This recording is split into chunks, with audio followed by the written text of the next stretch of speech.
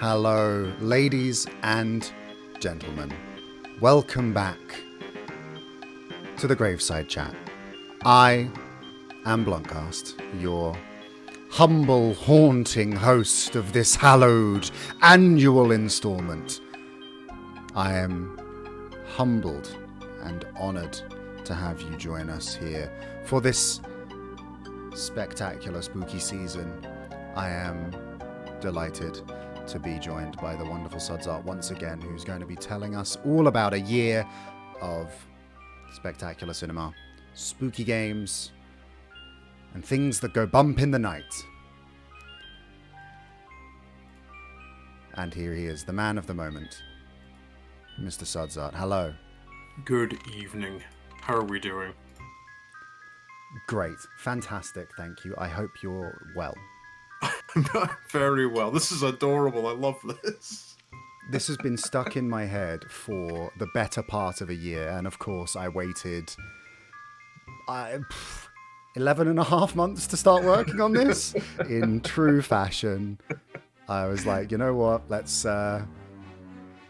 waste no more time and then frantically rush this as much as possible. But as is tradition. Welcome back. It is a pleasure to have you back for another wonderful spooky season chat. It's good to be back. I legitimately look forward to this like all year. It was such a bit of a Hail Mary. Initially, I was like, should we just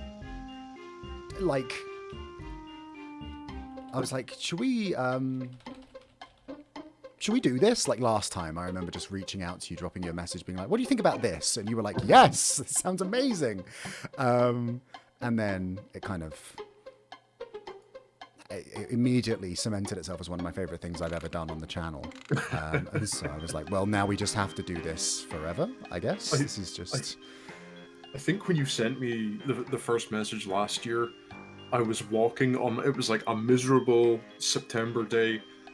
I was walking on my way to my first day of jury duty, and like I needed that message because the light at the end of the tunnel. Yeah, absolutely. I sat there for the whole of jury duty, and I just sat and I thought about films, and I sat and I thought about spooky things.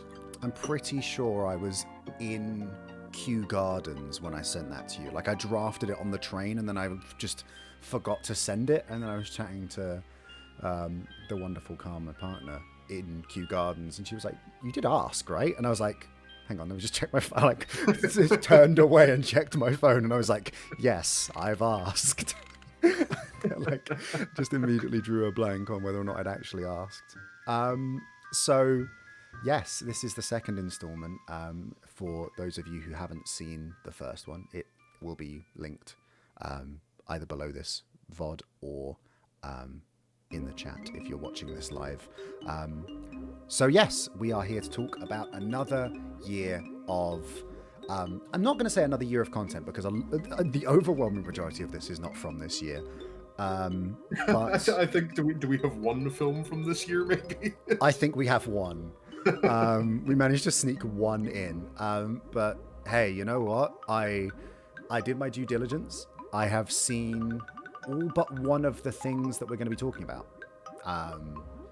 So I've checked out both sides of the conversation on these, and I feel better for it. It has kind of the research that's gone into this for this year has pushed me out of my comfort zone, and now I'm actively seeking out horror, not just in films, but in everything else as well. I'm like, oh, you know what would be really good is like, I could go for spooky books, spooky games. I'm just leaning more into it as a holistic genre rather than just being like, oh, it's October, I have to watch a scary film. I've just sort of been like, you know what, let's just go all out and just go for looking for more of what horror is, rather than just like, if I watch another slasher film, I'm going to be violently sick. I think I just need to branch out. So, but yeah, it's exciting. It's been a good year for, like, you know, I'm going to be touching on this, talking about one of my films later. It's been a good year for finding like new formats of horror this year. I know that you've gotten into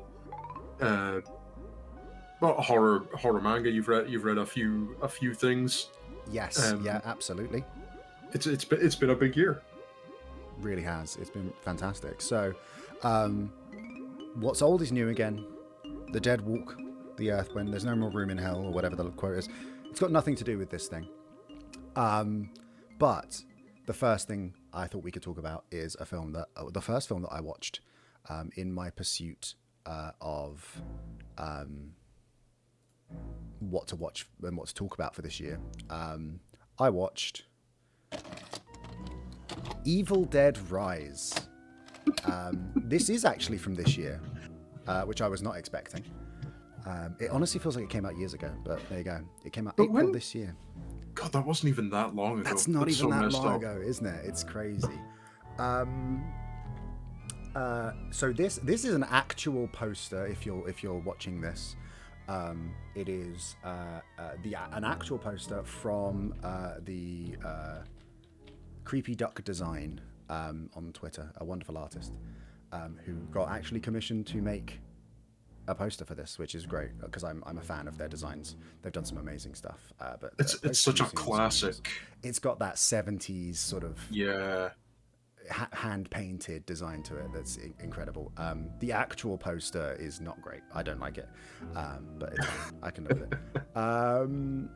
The actual poster being the one where the mum's hugging the three kids, and it says "Mommy loves you to death."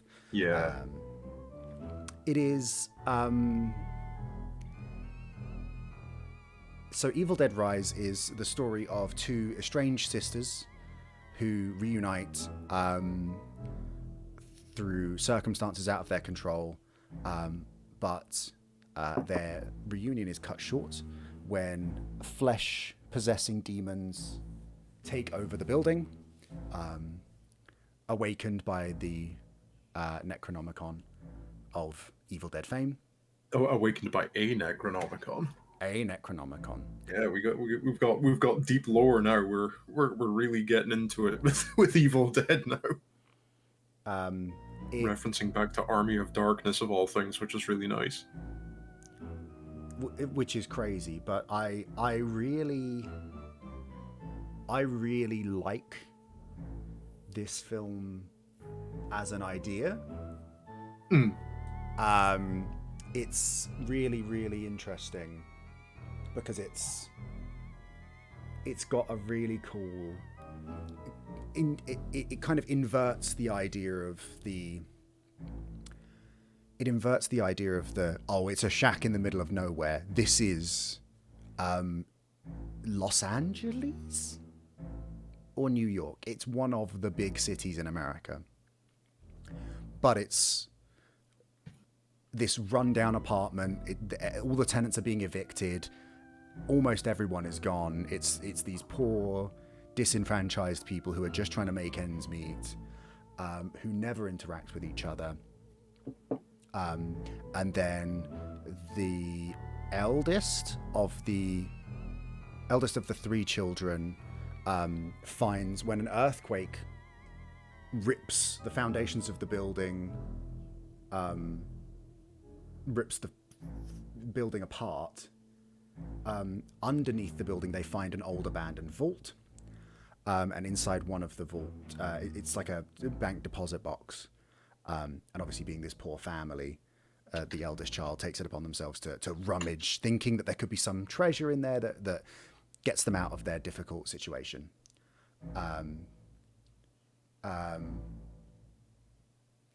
Unfortunately, what they find is some vinyl records, and as an aspiring DJ, they are compelled to steal these vinyl records, and the Necronomicon Ex Mortis, a Necronomicon Ex Mortis, apologies.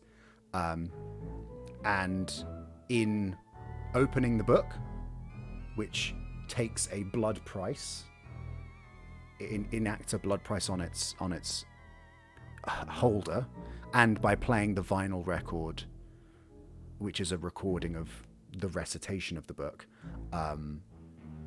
they do the needful. And they set in motion the whole set of events that just essentially they open up the portal, they let the demons in, and then it all sort of kicks off. It is very familiar very, very familiar territory if you've watched the other Evil Deads. It feels a lot Yeah, like that. there's kind of certain beats that they need to hit in an Evil Dead film, right? There needs to be the book needs to be read, the book needs to be or discovered and then read, and then you get this slow ramping up, and then an escalation, and then a chainsaw appears and a shotgun appears, and Yes. And I was expecting it to be more ham-fisted, in a sense. I was expecting. So it stars a very, very small, modest cast of these two sisters, Beth and Ellie. And I was expecting Beth is this unexpected hero who has this whole predicament forced upon them. But I was expecting Beth to be she's like a groupie in a metal band, you know, Doc Martens leather jacket, very very rough and ready, kind of scrappy female protagonist aesthetic. And I was like, okay, she is immediately going to flip and she's going to be like groovy and immediately become female Bruce Campbell. Like, I was like, okay, it's female Ash, it's Ashley, cool, I get it. Which I wouldn't be against. No. To be clear. Yes, I would absolutely. be 100% on board. Wouldn't be against that, but I was expecting that. But the sort of B plot of Evil Dead Rise is the reason that Beth has sought out her sister and why they are there. And that is that becomes a much more pressing and prescient and present, sorry, not prescient, a much more present through line as the film progresses, which I really liked. I think it doesn't, you know, doesn't linger on it too long, but essentially the driving impetus behind them meeting up and behind Beth seeking out her sister is that she finds out she is expecting. And so there is the A plot of demons have possessed this building and everyone inside it is dying. But the B plot is, are you ready to be a mother? Do you have what it takes to look after a child? And so obviously you have that. It takes a back seat, but there is that sort of through line of there's it a little feels, something extra, yeah. It feels very, it's basically Aliens. It's at the beginning there's a little bit just to say like, oh, I bet you miss your daughter, and she's like, yeah, I do. And then there's like, oh, here's a placebo child that you can, you know, here's an analog that you can have instead. And so it feels, I don't feel comfortable comparing Evil Dead Rise to Aliens, because that's like, yeah, like that's maybe a bit of a stretch. It's like comparing like a Big Mac to a 5-star Michelin restaurant. But it's it was very enjoyable. I thought it was. I don't really know what you call an Evil Dead movie. It's kind of, it is campy, but it's gruesome, but it's like, it's not scary. It's horrifying, but it's not scary. It's sort of horror action schlock. yeah, it's grisly. Yes. Like like visceral, more like I'll be honest, of the films that we are going to speak about tonight, this is the one that I haven't seen. Good Lord, I have tried. I like it's on Netflix now.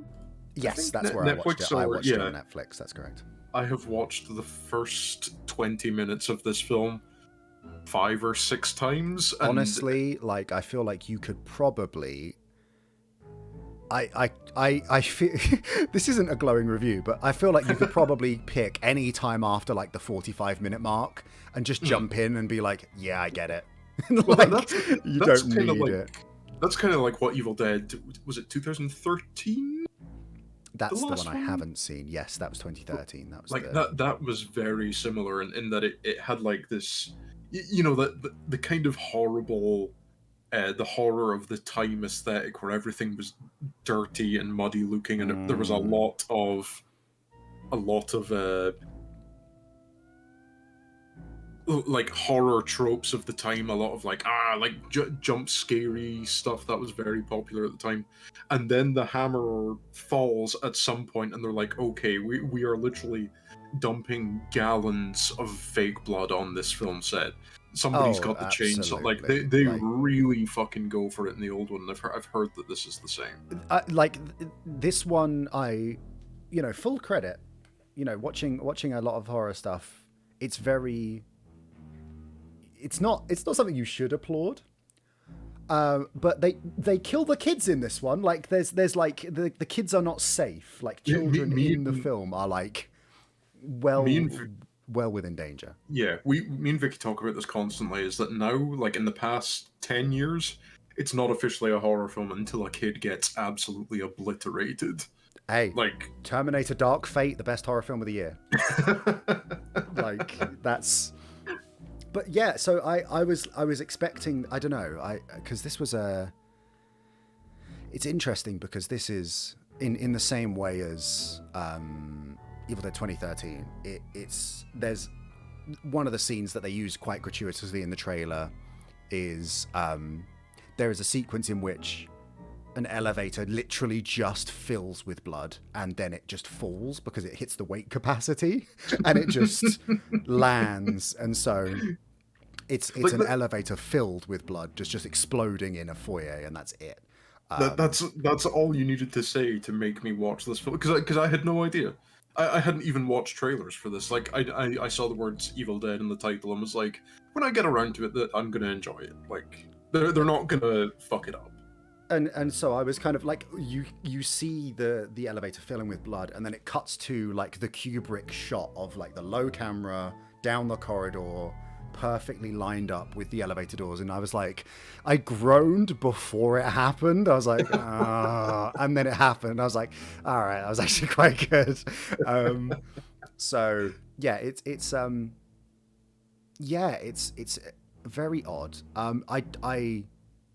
There's a really weird book ending of this. Like it doesn't all take place. Like there's a bit at the beginning. There's like 5 minutes at the start that's like not set in LA, and then it's like it jumps to the setting, and then it ends with a little like sort of alluding to more or what have you.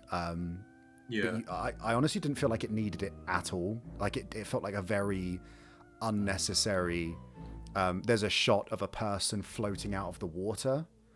it's a cool shot though, with the title rising up behind them. Yes, brilliant shot. Totally didn't need that whole bit in the film. Like this is a very tight 90 minutes anyway, so I'm like, like you don't need, like, I feel like if you cut that, you'd be barely cutting feature length, but I didn't feel like it added anything. But I appreciate really, a horror film like starting out with just like here's like, we're just gonna kill these three people just because why not? Here's a little amuse bouche. Like just here's three people you do not know and do not care about. Like that initial scene where like you've got the camera coming in low through the trees, it's doing the sort of swerving, and then it's so cheeky, and like it's the same thing with the audible groan when I realized what was happening, and it's actually this guy on the pier flying the drone. Yeah, like, I was like, boo! Yeah. You played us like a film. Anyway, they use the Deadite vision again later on, which is great. So I liked it. I was not expecting to like it as much as I did. I thought that it's very schlocky, very gruesome, very shock value reliant. Yeah. There's a lot of I think, if I'm not mistaken, Elisa Sutherland, the actress that plays Ellie, the mother, the one with the very striking facial structure, I think she does a lot of the physical contortions Oh, she does it herself? I think so. Oh, that's neat. Um, which is which is amazing. Um, so yeah, a lot of it's a really impressive performance from Elisa Sutherland. It's not. I remember I wrote down a piece of trivia from IMDb about it that was said the actress took inspiration from Jim Carrey's performance in The Mask, and I was like, that's not. I don't think that's what you were going for.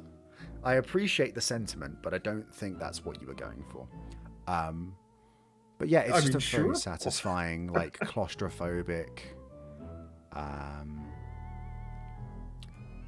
very claustrophobic story those that plays out. Yeah, like the kind of the corridors outside the apartment, like just grey concrete looking. Yeah, miserable. So enclosed, miserable looking. Like it's super atmospheric, and even when you're inside the apartment, it's all very like low lighting.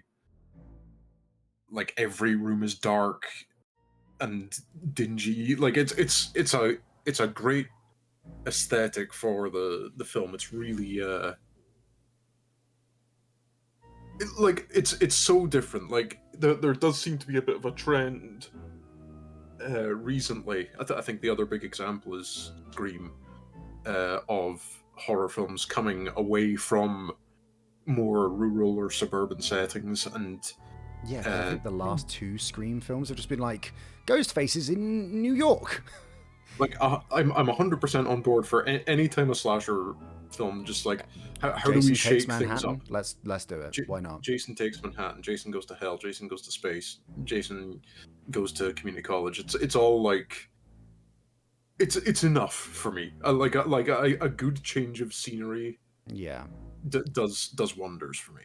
I think I was listening to a Red Letter Media talking about the Jason movies. They've just done the second half of the Friday the 13th franchise, and they made a point of like, the question is, once you get to a city, why do you even bother about the people in the film? Like, why go for anyone in particular when you could just like, why does Jason walk down an entire subway train to kill one person when there's like, he walks past loads of people? It's like, why don't you kill those? So I think like that my you have answer to to that strike the question balance. is always my answer to that question is always so the film can continue happening. Like, yeah, absolutely. I think it's fine.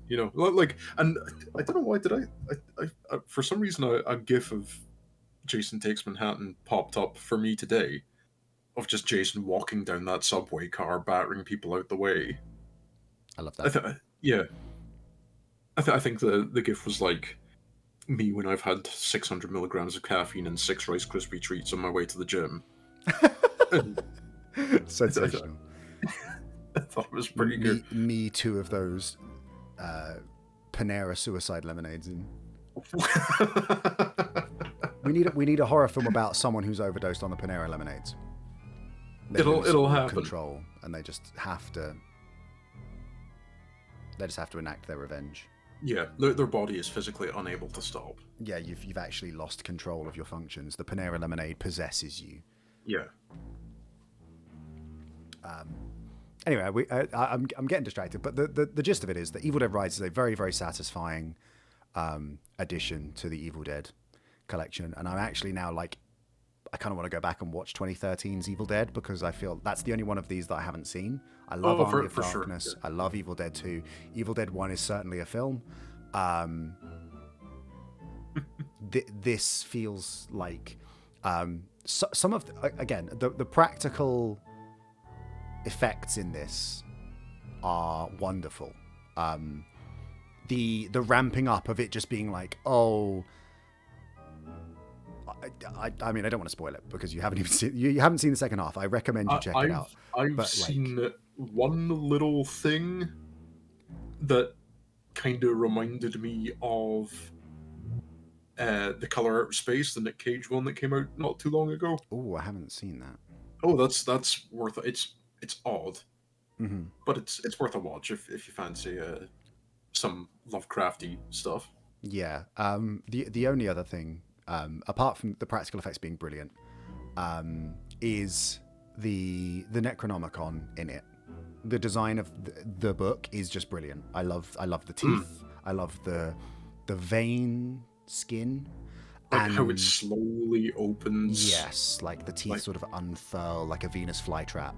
And then I love the illustrations inside. It's just such a visually pleasing.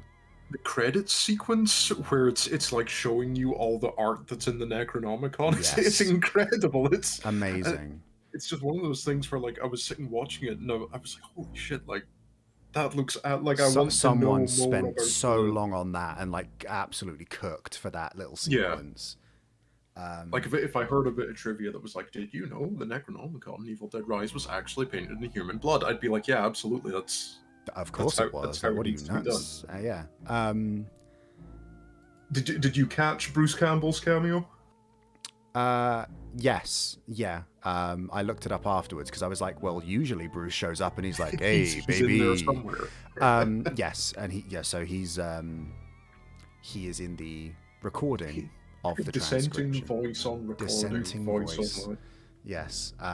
So yeah, I mean, it is a little disconcerting that was as close as Brucey wanted to get to this, but I think that he's doing Ash versus Evil Dead. He's served his nickel.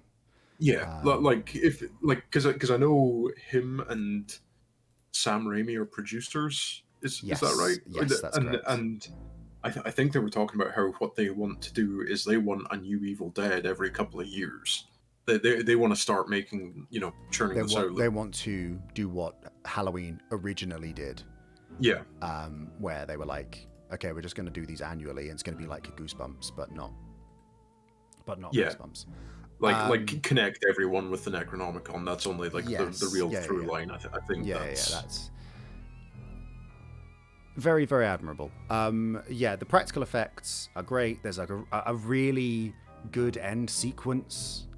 A confrontation between sort of the Deadites and Beth at the end, which is really good. But yeah, pleasantly surprised. This is on Netflix. If you have Prime Video, it's available to rent from there. It is a jolly good little romp, a tight 90-something minutes. And yeah, it's just a good time. Reportedly 96% on Rotten Tomatoes. I don't think anyone cares about Rotten Tomatoes anymore. We'll talk about that later. Yeah, I think we have one film on our list where that's going to be very relevant. But there you are. That's our recommendation for Evil Dead Rise. So yeah, on to your first pick. Mm-hmm. A pick which I was very apprehensive to check out. Mm-hmm. Ladies and gentlemen, it's Skinamarink. This is the scariest fucking film. Like this film scared the bollocks off of me, and I feel weird that because I had such a reaction to this film that I just assumed that everybody else was having the same reaction that I was. And then I've spoken to a few people. I spoke to you. I spoke to Rick. Vicky also kind of thought the same thing, where it didn't seem to hit people like it hit me, because I think it is that this film is so similar to a recurring nightmare that I had when I was a kid, like a really awful nightmare that I would have every single night, and watching this film was like watching that nightmare again. Every copy of Skinamarink is personalized. So this was custom made for you. This is your nightmare. This nightmare was made for you. The scene at the end where Wario's head floats down the tunnel towards the protagonists is crazy. Yeah. I thought it was wild. I'm a Skinamarink, and then he flies at you. Not a fan of that. No. I was very put off by this, purely because you said you had tried to watch it, I believe, 3 times, and you fell asleep every time. I'm Like, aware that but I that's your also, forte. yeah, that's just what I do now. Apparently, Yes, I so I I sat watched, down and watched this in yeah. broad daylight. Like, I was like, nope, this has to be on broad daylight. And wow. I think that Yeah. the way to watch this film, like you know, like a lot of horror films, you sit down and you have like,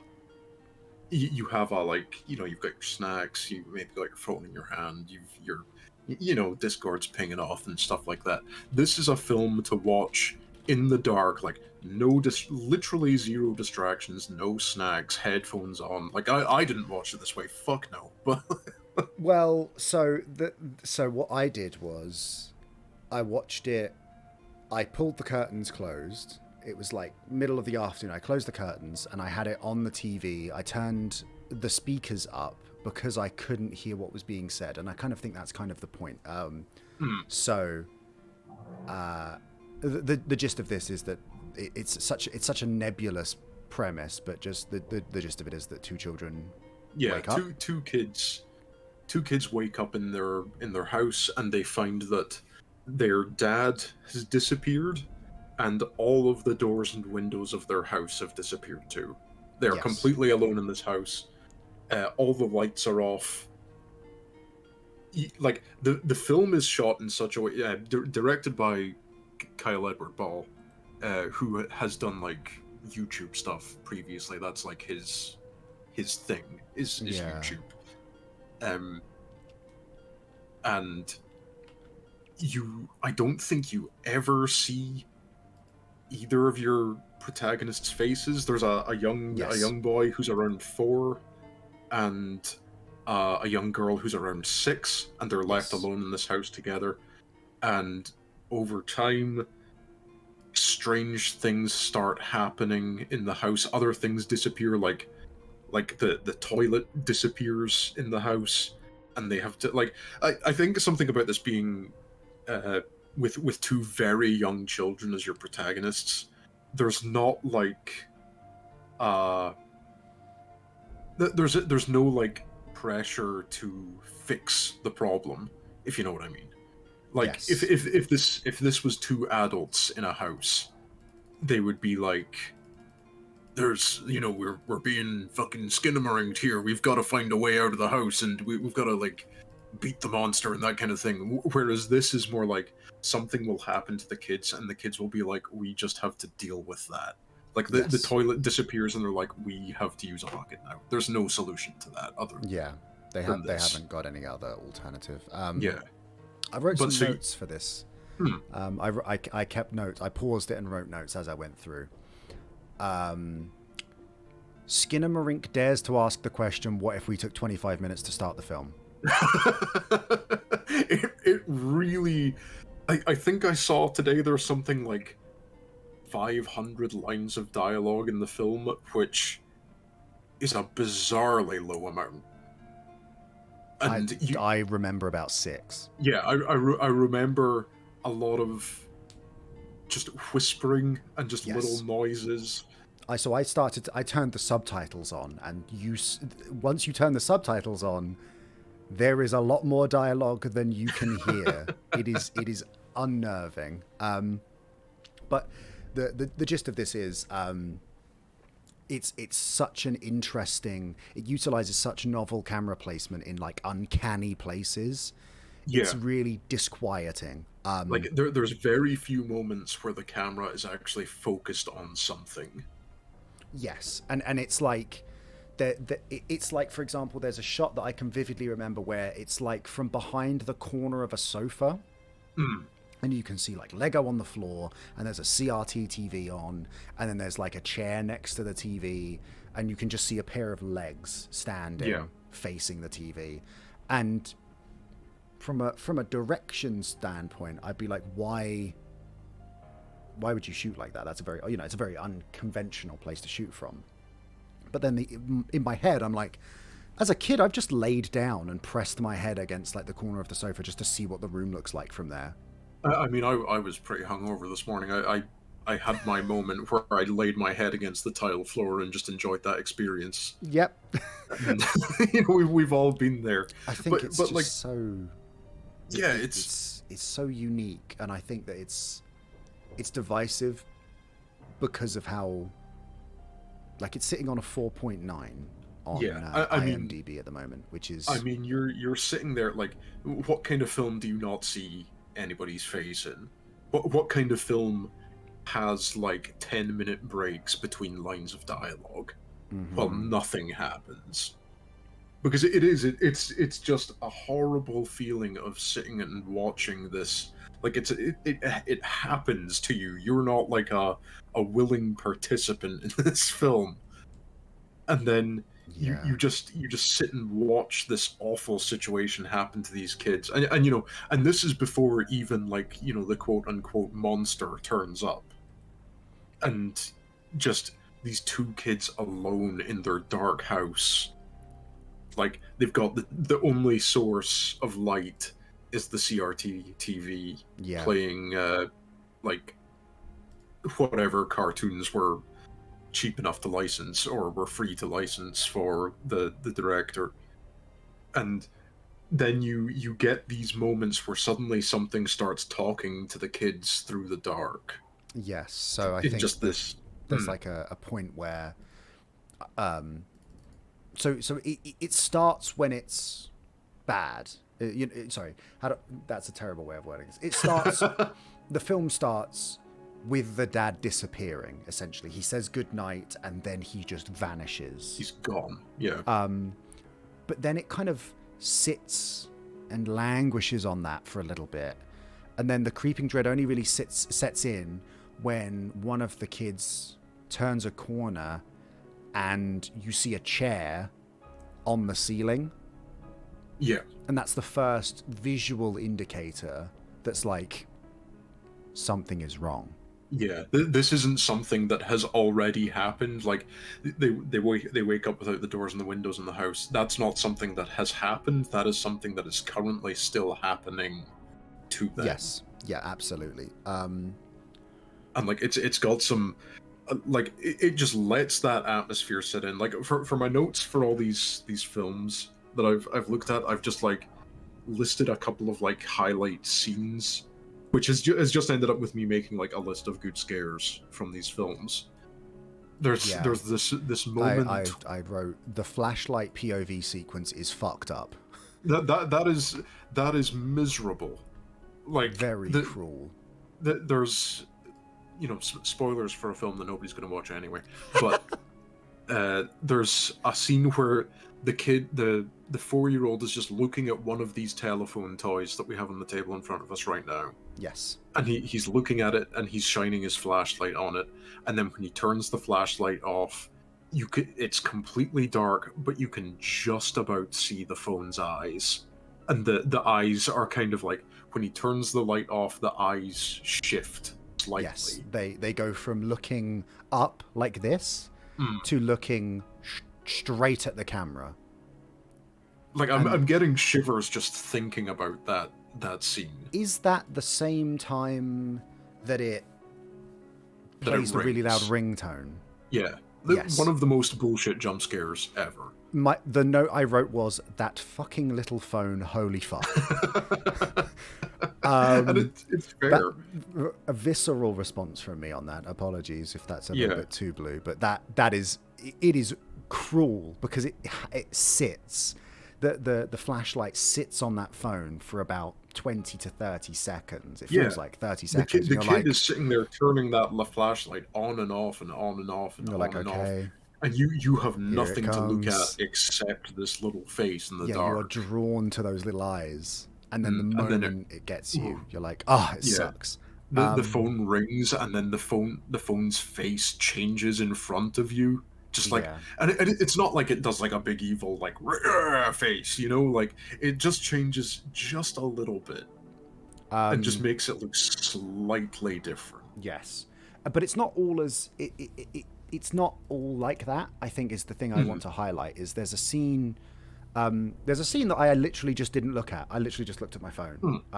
It's the scene where the eldest child goes upstairs, is Yep. lured by the whispering that's like, Yeah. come upstairs, and he Like, goes upstairs.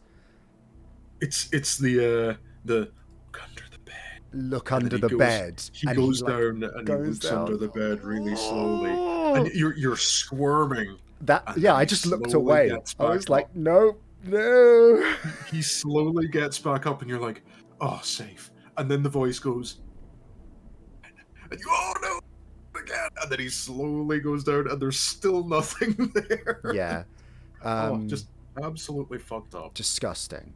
But there's also another scene near the end where you see a person sat on the edge of a bed, and I went back and watched this multiple times.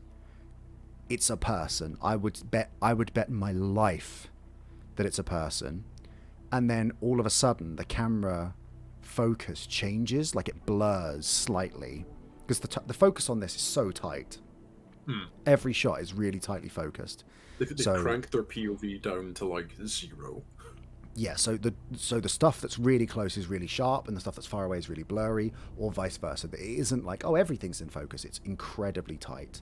The focus is just blurry enough that it looks exactly like a person, and then the focus changes, and it's a lampshade. It's like a bedside table lamp. But I know what I saw. but do you? Exactly, You know what and you saw? it's such a it's a lot of uncertainty that reinforces that sense of unease. Again, in much the same way of how the camera angles are presented, it plays itself. It presents quite innocuous things in quite a novel way. That it really is like waking up in the middle of the night. You're like, I know this house. And it's like something's wrong. Like a door is just not there. You're like, but this is my house. But what do you mean? That was the recurring nightmare that I had when I was a kid. I had the same.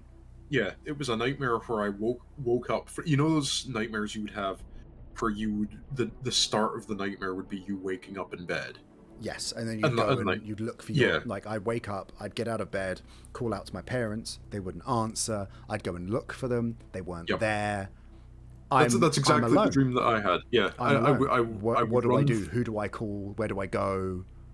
Do I stay here in a house that I know? Or do I run out into the street and scream and scream and scream and try and find someone? Or is that just going to lure whatever took my parents right to me? What do I do? And you're racked, paralyzed by that uncertainty and that fear. Ugh, it's awful. It's awful. It's awful. And I don't think, if the purpose here is for us to discuss Halloween-y films, this is not a very Halloween-y film. This is not crunchy leaves and jack-o'-lanterns. It is not. No. This is like, it's dark at 4:30. It's February. It's raining. Like, awful. Yeah, it's the modern haunted house is like my literal worst nightmare. Nothing even comes close. And this builds up on this creeping dread and this uneasiness and this self-doubt, this uncertainty of what you're even seeing, if it's real. There's a scene where you follow the flashlight POV of one of the children that goes upstairs, and there's a really cheap jump scare. Did not like that. I had the speakers turned up way too loud because I was trying to hear all the whispering. Yeah, I think if I have a critique of the film, it's that they pull that trick. Yes. Everything is really quiet and you can't hear anything. And then suddenly, when the jump scare hits, they crank it up. Shrieking noise on like a... It's just a scary PNG of like, and you're like, okay, cool. That really almost... Stop, I could have dropped my croissant. Like, unnecessary, out of nowhere. I was having a good time, I was getting really immersed, and they just pull that on you. It stinks. But last year we talked very early. Yeah, last year we talked a little bit about earning jump scares. And like jump scares are fine as long as they're earned, as long as they're like that a result of the tension. The tension builds up and builds up and builds up, and then you get your scare, and then that leaves you worried, thinking about when the next one's gonna hit. And I can't say that the jump scares in this film don't do that, but at the same time, the whole, like, yeah, everything dead silent, and, like, the only noise in the film, essentially, is just this jump scare sting. It's... I get it. I I feel get like it. that was probably a studio note, which, it might not be, but it felt like, it was like, well, you have to have one, right? Yeah. Like, I think there's maybe 3 in the whole film. I think Yes. there's... I think there's... After the looking under the bed bit, they have a confrontation with a thing in the closet. There's the older sister coming Yes. a cropper of whatever is happening in the house, and you see what's happened to her. Yeah. And there's the phone ringing. Yes. And that's it. That's the 3 things that happen in this film. Yeah. But I just think, like, the ending is... The final few minutes really bring it together. It's just... I was half expecting, after the events, for it to fade out and the words Silent Hills to fade into the screen.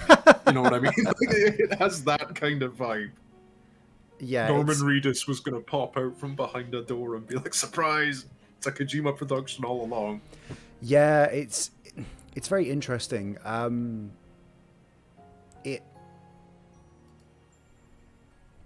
thought the thing... I thought something similar to what King of Cinders has said about it feeling very Silent Hill-esque, where there's a lot of fixed camera angles. Mm-hmm. But there's so much less movement. It's such a passive... Like, it doesn't... You're not following someone walking down a corridor with a fixed camera. It's just... There are just different cameras showing, like... And because of that, I think it's become such a... I hate to use this phrase. Like, I feel like I'm about to get Reddit gold for saying this, but, like, it feels like a liminal space. Like, you never truly grasp how big is this house? What room? Is this a bedroom? Is this a living room? Are there windows here? You have no idea what this room actually looks like, because you only catch glimpses. Yeah, we know that this home has a TV, a bed, and at one point had a toilet. And that's it. It now has a bucket, so that'll do. Yeah. That kind of ties into, like, some other stuff that I want to talk about with this, though. Is that I kind of watched this. I watched this film, and it kind of led me down a bit of a rabbit hole of discovering other horror that's specifically happening on YouTube. There's a very big movement for analog horror just now. Really? Yeah, where people are making extremely low budget series. Some of them are great, some of them are pretty shite. I don't know if you've heard of the Mandela Catalog. That name rings a bell. Yes. Yeah, it's you know that Instagram thing that was all the rage a little while back of if you see someone who looks just like you, run away and hide. And that was the Mandela Catalog that started that off. But the whole premise is that there are people... Well, like, the whole thing with analog horror at the moment is that it's all horror, but it's presented to you in the formats of, like... It's almost like found footage with no footage.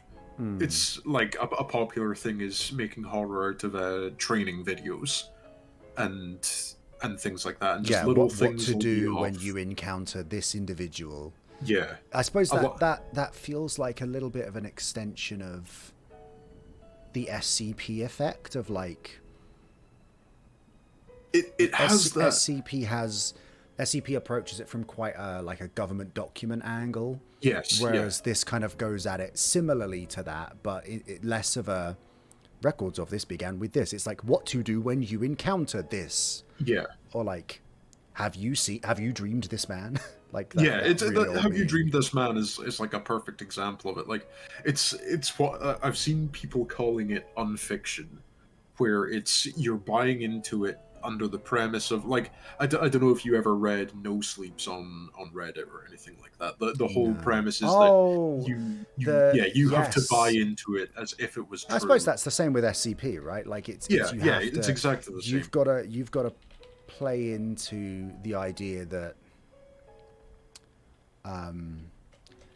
you have to That it's all fall. actually, Yeah, yeah. you've got to buy into the idea that this is real. The classic one is the Russian no sleep experiment or whatever it was, Yeah. of like and then you have that really iconic image of like this sort of cryptid long-fingered creature that's like stooped over and it's looking over its right shoulder at you. I think it was called like the Russian sleep experiment or something Yeah. like that. And then like that famous image of like that's not real, but like it is. Yeah, you know? have to pretend as if this is something that has Yes. really happened in real life. Like there's a couple of other ones that I want to point out that aren't like necessarily horror, but are a lot of fun. There's one series called Liminal Land, which is the premise is that it's a police investigation because something fucked up happened at this theme park called Liminal Land, where the people running the theme park were doing experiments to try and keep people in the theme park as long as possible. Yes. Which is it's a fucking fantastic little premise. It's a neat little thing. There's like training videos for employees that are like how to spot when a guest isn't having a good time and things like that. And it's like rows of faces, and it's like spot which one of these guests, and the faces will all be like slightly off and things like that. But the one I want to highlight most, which wins title of the year, it's called Mystery Flesh Pit National Park. And the premise is that under Texas, somebody has found a gargantuan colossus, Lovecraftian flesh creature, and they decided to turn it into a national park and open up hotels. Like the creature is so big that you can walk inside it like it's a giant cave, and they've like opened up hotels inside the creature itself. And Amazing. So like I've just pulled it up.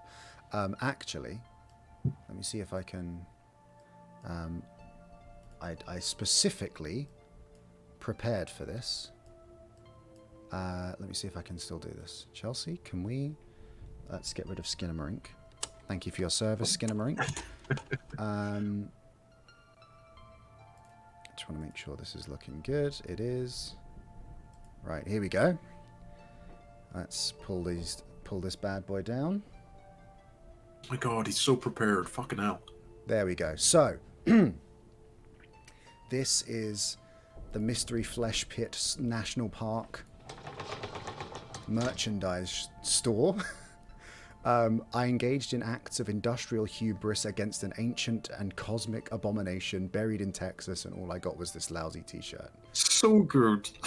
Remarkable. I love it so much. I want Remarkable. they have caps, I and love this one. the cap is just like, it looks like a completely normal national park Yep. cap, like So with a this little emblem. looks played so straight, except Yeah. for the insane amount of blood that's on this.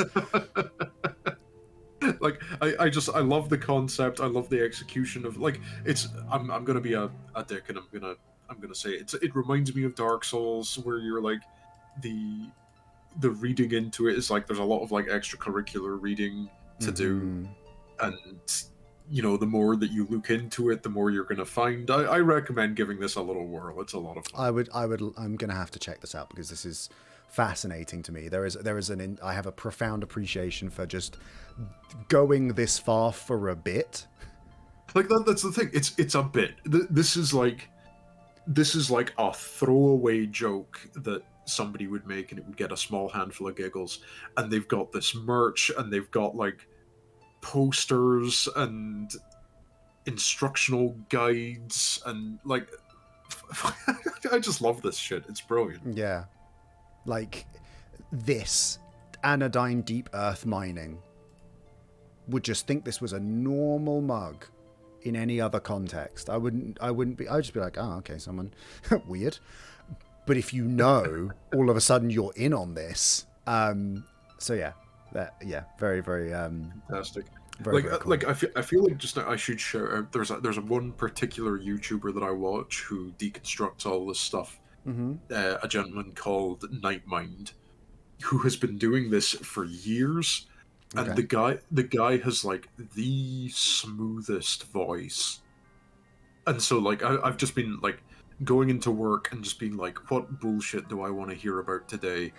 He's got a 3-hour video on Mystery Flash Pit National Park. Let's go for it. You just got to take that opportunity when it presents itself. Surely, you just Absolutely. why not? Someone's putting that content out there. Who are we to deny them? That is wonderful. All right, well there we go. I'm gonna. Yeah, I would recommend. Dig into. I would recommend Skinamarink. It's not going to be for everyone. Yes, it's a hard sell. It's sitting at almost exactly a 5 out of 10 on IMDb because it's either a 1 or a 10. And for me, I thought it was I wouldn't give it a 10. I'd give it like an 8. I felt like I had to dock it for those jump scares. They felt cheap. But it's, for sure. It's I'm not compelling and unique, and I'm like sick. I'm never watching that again. Thank you. Yeah, like great. Like, it's the best film that I'm gonna watch once and never again. Yes, absolutely. That's exactly my approach to it as well. To myself again. Yeah, I'm done. Thank you. I'm done. So the next one I've got is Ringu, the drummer off the Beatles, right? Yeah. Dear Marge, thank you for your lovely painting. I've hung it on my wall. It's just a painting of Samara from The Ring. Or yes. Sadako from The Ring God. Hideo Nakata's The Ring. 1998 Japanese horror film. Starring a lot of Japanese actors whose name I won't be able to do a great job with. But this was actually, like, I was surprised when you mentioned this, because this was actually one of the first horror films I ever watched. I think it was on Channel 4 at like 10:30, and me and a couple of mates messaged each other and were like, "There's this fucking fucked up film about watching a videotape and dying in 7 days. You want to come over? Like, you want to have a sleepover and watch Ringu? Watch this fucking weird Japanese horror film, despite the fact that none of us have any interest in horror yet." Because I think I remember it. You know, I was 3 when this came out, so little bit young. But then this obviously inspired an American alternative, The Ring, which came out in 2002. So I would have been 7, and I remember hearing about, dude, there's a haunted VHS tape. You watch it 7 days. You know, all of that. Was this your, like, was this the film that everybody talked about when you were a kid, that it was the scariest film on the planet? Yes, I think so. I think this was, definitely like, Ours was 13 Ghosts for some reason. Oh and then my God. Watching that back and being like, what the fuck? I think I remember the 13 Ghosts. 13 Ghosts was my aunt and uncle. Growing up, my aunt was a ravenous horror fan. She was a criminal psychologist and a ravenous horror fan. She would consume any and all horror movies, and she had this enormous collection of DVDs and VHSs of horror films, which I would absolutely love if she still got them, because I would happily go through a lot of them. But we would go over to their house and I would just rifle through these DVDs out of morbid curiosity, because I was like, oh, this is scary. I can't watch these. Oh, this is like contraband. Anyway, I remember pulling 13 Ghosts off of the shelf and looking at the cover, and it's the screaming face made up of all the monsters, and immediately getting so scared that I just put it back on the shelf. I was like, nope, no thanks. The 2001 film 13 Ghosts. That was surprised. You thought we were going to talk about Ringu. Yeah, sorry, we're pivoting to 13 Ghosts now. Anyway, so 13 Ghosts was scary to me from the cover. But yes, so Ringu is a wonderful. I think it's a wonderful film. I think it's probably one of my favorite horror films that I've It's seen pretty. recently, because it's just the right level Yeah. of, like, I would feel comfortable watching this with people, because it's a thriller rather than a. It's not very jump scary. It's not very. There's a couple of good ones in there when they first find the bodies in the closet and things like Yeah, that. yeah. But like they are good jump scares. You get the sense, you know Absolutely. why they exist. Yes. I thoroughly enjoyed it. It just it obviously, okay. So I feel like from the top I should be clear. The plot of The Ring, or Ringu, in this case, is Reiko, our protagonist, is a journalist, and she's researching a cursed video, a cursed cassette tape, and she's interviewing teenagers. It's sort of she's a local news journalist, and she's reporting a local story that kids are talking about this cursed videotape where you watch it, the phone rings, and 7 days later you die. When her niece dies in mysterious circumstances, she decides to take it upon herself to try and connect these two dots. She thinks that there is something amiss with her niece's sudden death out of the blue. She finds out that some of her niece's friends had been on holiday, had gone to a cabin with her niece 7 days prior, and so she immediately jumps to the conclusion, this tape is real, my niece watched it, and it is still out there.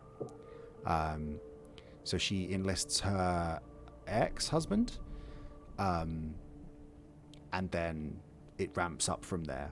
She watches it, and then she decides to take it upon herself that she watches this to affirm her suspicion that the tape is cursed. She watches the tape, the phone rings, she is told 7 days, and she then has to unpick the mystery of what is on that videotape, because it's this very cryptic bursts of footage of lots of different things. It's very bizarre. But she has to decrypt this message, find the source, and save herself before the time runs out. And then it gradually gets more and more tense and more complicated and more fascinating as it goes.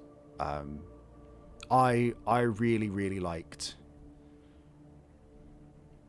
Ringu. I think it's wonderfully tense. It's very dry. Maybe that's not the word I'm looking for, but it's played. It's presented. It's shot and presented in such a way that it just feels like real life. Like, I think this is probably going to be most people's introduction to J-horror, right? 100%. Yeah. I mean, I haven't watched like. I know that we just had Audition mentioned, Ju-on, things like that. Those are the ones that spring to mind, like Ju-on, The Ring. One Missed Call always jumps to my mind. The original was kind of weird and fun. The remake not so much. Was The Grudge? The Grudge was a remake of Ju-on. Okay, yeah, sorry. Of course. And then Shutter, I think, was the other one that I remember. Yes. Because that was the Fatal Frame kind of thing. It was like, although I ghosts and think cameras. If Vicky's still listening, she'll correct me. I think the original Shutter was Korean, and then the American remake was set in Japan. I think I'm right saying that, but I could be wrong. That's possible. I've looked the 2004 Shutter up, and the names look very not Japanese. Yeah, 2004 Shutter Up. That's right. Shutter's Thai. Thank you, Vicky. Banjong Pisanthanakun. There you go. There's the director. So yes, Thai. Cool. There we go. And then Dark Water is from the same The same director, Hideo Nakata. So I've never seen Dark Water or Ju-On, but now I'm like, okay, these are the two that I need to watch next. Because again, I heard a lot about The Grudge growing up. The Ring and The Grudge, that was the big two. The Western adaptation. Those were the two. Because then obviously, like, Scary Movie just horrendously fumbling the bag and doing irreparable damage to those films by being like, haha, isn't it funny? Like, isn't it funny how this kid has long gross hair? Brilliant stuff. Haha, yeah, imagine this film was based on a Japanese film, so in Scary Movie we're just going to name Japanese appliances. Fuck you, Scary Movie. God damn it. How could you do this? Anyway, we're getting distracted. So Ringu, I think Ringu's fantastic. I think it's a lovely story. It's incredibly tense. I was not expecting it to go the way it goes and how it builds up the tension and ratchets up the stakes. I mean, spoilers for a film that's almost as old as me. The reporter's son, who's like an infant child, watches the tape, and he's like, "Oh, I want it." The niece told me to. She told me to do it. He's like, Tomoko told me to do it, and obviously she's been dead for a while, and so there's this sort of supernatural element of the cousin is speaking to the child. The child is now marked for death. She has less than 7 days to fix this, not just for herself but to save her child. And it's just brilliant. And I mean, you can see it in the poster that we've got on the screen, the iconic eye poking out from the black hair. Love the single eye, like somehow like the top of the eye is open as wide as it can go, but the eyeball itself is looking down. Yes. Fucking incredible. Horrible. Brilliant. Great stuff. No notes. I love how interesting it is visually. You have the sort of the dichotomy of like the modest apartments in the city, and then they have to go to this volcanic island, and it's all very rural, and they're all wearing like traditional garments, and it kind of goes from being like, I'm reporting a news story about this spooky tape, to being like tortured psychic girl trapped in a well on a volcanic island. Like it's like a detective disconnect. film. It is exactly like a detective film. And you know, the two of the notes that I made was like something I only picked up on reading into it afterwards is that the friends of Tomoko, the niece, die away from home. Tomoko dies in her bedroom. Obviously, you have the shot of like she's in the closet and she's got like a face, whatever, that they use again in the American version.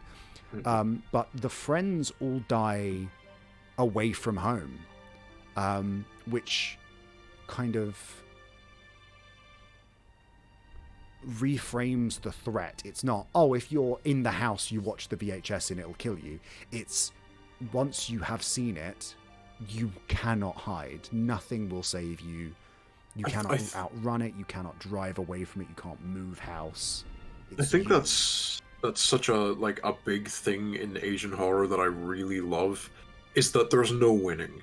Like, once you're involved, you're fucked, and there's nothing you can do about it. Like they tend to, when they do Western remakes of these films, they tend to make a win condition. I know the Ring does technically have the condition that you can stop this through certain ways, but you know, there's still that thought of, the only way I can stop this is to do something absolutely inhuman to another person. Yeah. But you know, it's like the Ju-On and the Grudge. Like, it's like getting rabies. It's like if you take a step into this house, you're already done. Yeah. There's nothing you can do to stop it. And the Ring's similar, where it's like once you've watched this tape, you literally can't walk this back. You can mitigate it by copying the tape. Yes. But you're gonna have to invoke this on someone else. There's Yeah, no stopping it. that's it. And so, like, I think I really wasn't expecting that, obviously. The climax of this is with literal hours left on the clock. Um, Reiko, and Ryuji, her husband, have to find the well in which Sadako was drowned, and they have to drain the well and find her body. And the thinking is that they have these visions of Sadako being knocked into the well, like knocked unconscious. She's hit over the head and thrown in the well. And so they get into the well, and it's a race against time, and they dredge her bones up from the bottom of the well, and it's this horrendous scene. It's so gross and jarring, of this skull with like hair still like matted against it, and they lift the skull up and sludge like dredges out from the eye sockets. This like thick green viscous liquid just pours out of the holes in the skull, and Reiko like pulls it in like a child and like hugs it. She embraces this like putrid, desiccated corpse like it's her own flesh and blood. She's like, yes, we found you, you're safe. And I was like, so foul, but just that relief of like, well, it's this or I die. So like, all right, cool, bring it in, player. Like, that was, I was like, oh, there it is. There's that pathos of like, it's over. And then you get the moment of the iconic, you know, sequence from Ringu and the Ring of Sadako. Then a TV just comes on in Ryuji's home, and you see the full video of Sadako climbing out of the well and crawling through the television, which is fantastic. A fantastic moment. It's the most awful visual, just like the hand coming out at like, just the like. I feel like if Ringu and the Ring hadn't been made, like horror right now would be so different, because that scene is so iconic. Yeah, I think there is like a straight line as well between like Poltergeist and A Nightmare on Elm Street. Like I'm specifically thinking of Poltergeist, and then the poster of Nightmare on Elm Street where, you know, and the scene in Nightmare on Elm Street of Freddy pressing through the ceiling like a screen. Oh, I thought you were talking about the scene in Nightmare on Elm Street 3 where Freddy turns into a TV and grabs a girl's head and he goes, "Welcome to prime time, bitch," and smashes her face into the TV. And I was like, yeah, that's just like Ringu. Yeah, no, but just like that, the perforation of the barrier between worlds, that like reaching out. And I mean, I suppose all of the Nightmare on Elm Streets do that. Obviously, it's about the dream becoming reality and what have you. But like that reaching through, and that permeation of the barrier, and that breakthrough is just so impactful. I mean, the physical performance of Sadako coming through and what have you is fantastic as well. Like, it's the reason that even up until now, every single horror film was about what if there was a scary lady who had long hair. Absolutely. And like that's like that kind of started, or that was kind of introduced to the West through Ringu and through the American remake. Yeah, absolutely. And like, don't get me wrong, I think that big scary lady with long hair as a design, I think it sucks. I hate it. It's the most boring fucking thing ever. But because in these films in Ringu, like it has substance and meaning because of its origin. Like it's iconic. It's, you know, she's up there with Freddy and Jason and Michael Myers as like one of the big visuals of horror. Yeah, absolutely. I think having that, it's such a simple design, but yeah, I mean, you know, you say it's up there. It's like, I mean, Sadako is part of Dead by Daylight. She's a fucking Dead by Daylight. That's become the if you're an actual horror icon, you get in Dead by Daylight, and it's like a Hall of Fame thing.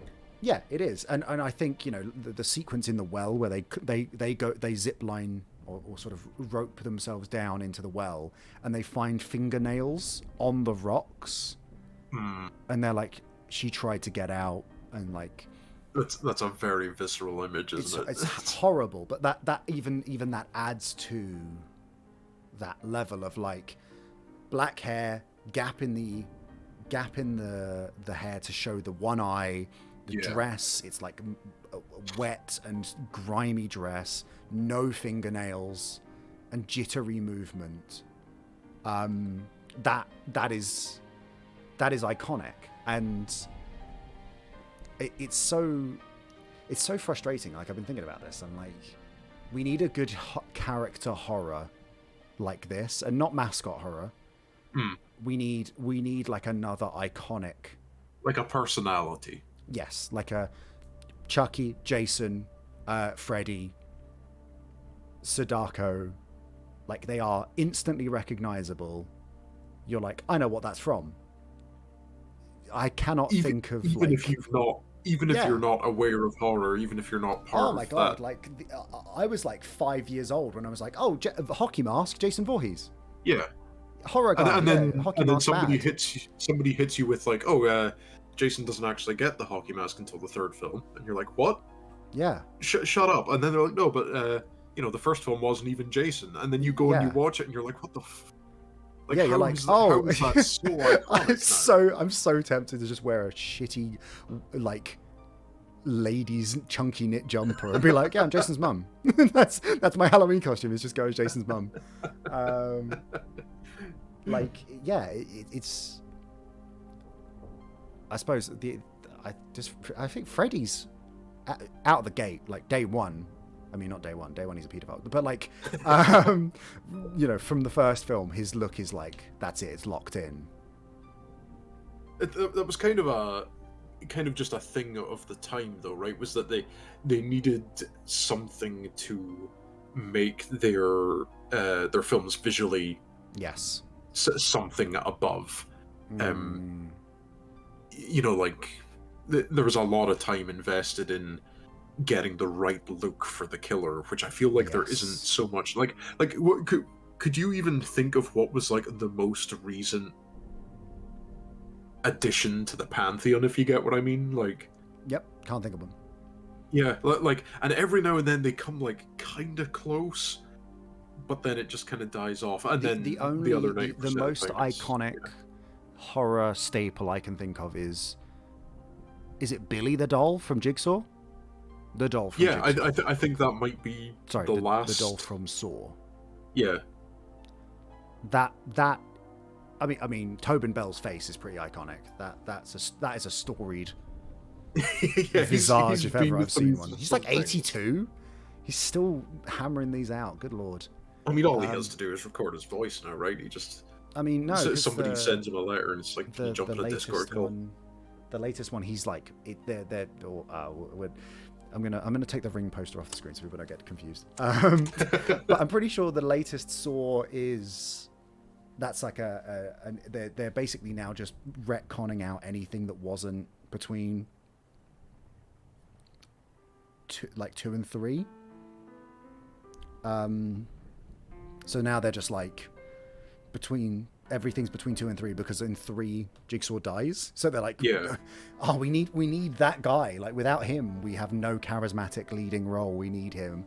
So it's exactly this.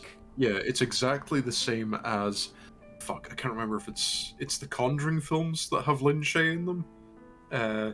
Lin Shaye dies at the end of the first one, and then every single film after that they're like, fuck, we need to get Lin Shaye back for this. Like, how can we do this, please, Lin? Like, I think we've seen her in the afterlife. We've seen like 20 prequels where it's before she died and things like that. It's so like yeah, the Saw films know that like Tobin Bell is he's a talking point and it's worth getting him back. Yeah, absolutely.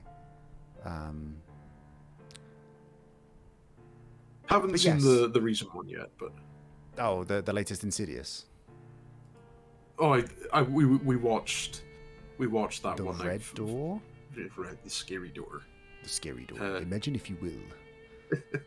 Imagine if you will a franchise so boring and tired that we're just going to keep doing it over and over again. Imagine if you will, we made a film called The Last Key, and then we kept making films after that one. I mean, that's a tradition as old as time, right? I think. Yeah. Hellraiser Revelations, Hellraiser Origins, Hellraiser the ending, Hellraiser finality, conclusion, closure, whatever the hell else you want to call it. Hellraiser, we promise this is the last one, honest. Yes. I think Friday the 13th does that twice. I think Friday the 13th 4 is... what's the Friday the 13th 4? The final chapter. The final chapter. And then Jason goes to hell. Is the final Friday. Like, yeah. You can't do that twice. You don't get more than one of them. Come on. Yeah. Because it's Friday the 13th for Friday the 13th, A New Beginning, and then Friday the 13th 6, Jason Lives. And it's like, how many more of these like we are really pushing our luck with these, aren't we? So yes, I think that there is room for something new, something memorable. Yeah, we need a mascot. We need a character of that kind. But I just think that doing that would be how do you do that? How do you just make an icon? Like, if it were that easy, we'd already have one. You know, like because the genre is so like ingrained in its history that it's very hard to do something that's completely fresh and new. Yes, absolutely. And I think that, you know, there's been so many franchises that have done really well, but they haven't had an iconic. So Paranormal Activity, Saw, Wreck, like VHS. These are like series. I guess the Conjuring, Insidious. These are they all do really well, but you can't really give them, like, I guess that Nun. Like, Nun, maybe, I guess it's a bit pants though, isn't it? Just that's what I'm talking about. Like, this is a scary lady. I don't like it. The next horror icon, Patrick Wilson. This is big forehead. This is a slight tangent, and I fucking hate Patrick Wilson. I fucking can't stand the guy. I see him on screen and my fucking eyes roll into the back of my head. And I'm like, oh, what the fuck are you up to this time, Patrick? Shut up. I can't tell you if he's actually the person who plays Job in Arrested Development or not. He's a clone. Essentially. Hang on, I'm going to have to search Arrested Development, because I now can't tell if that's actually him or not. See, but now I'm Will imagining... Will Arnett and Patrick Wilson are basically the same person. Now I'm imagining scenes from The Conjuring, but, like, Will Arnett is there rather than Patrick Wilson. Or The Conjuring, Insidious, I don't know. They're all the same. I really love the idea that Patrick Wilson's character, whatever his name is, John Everyman. Yes. No, wait, he's in both, right? Because he plays in Conjuring and Insidious. Yeah, he plays the dad in the Insidious films, and he plays Ed Warren in the Conjuring films. Yeah, which you know, I could go on for a while about how I feel about making films about the Warrens and pretending like any of that was true. Yeah. But I'll leave that for another day. Yeah, I'm not a huge fan of just how far they're stretching the Warrens thing. Yeah. But yeah, I'm just imagining like Ed Warren coming in with a bag that says "Don't open dead pigeon," and then he's like, I don't know what I expected. That's how I feel with bees, nuns. That's how I feel with most.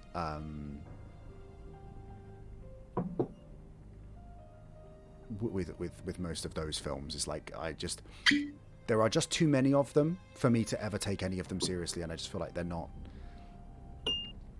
I guess the last horror icon outside of the doll from Saw would be Scream, Ghostface.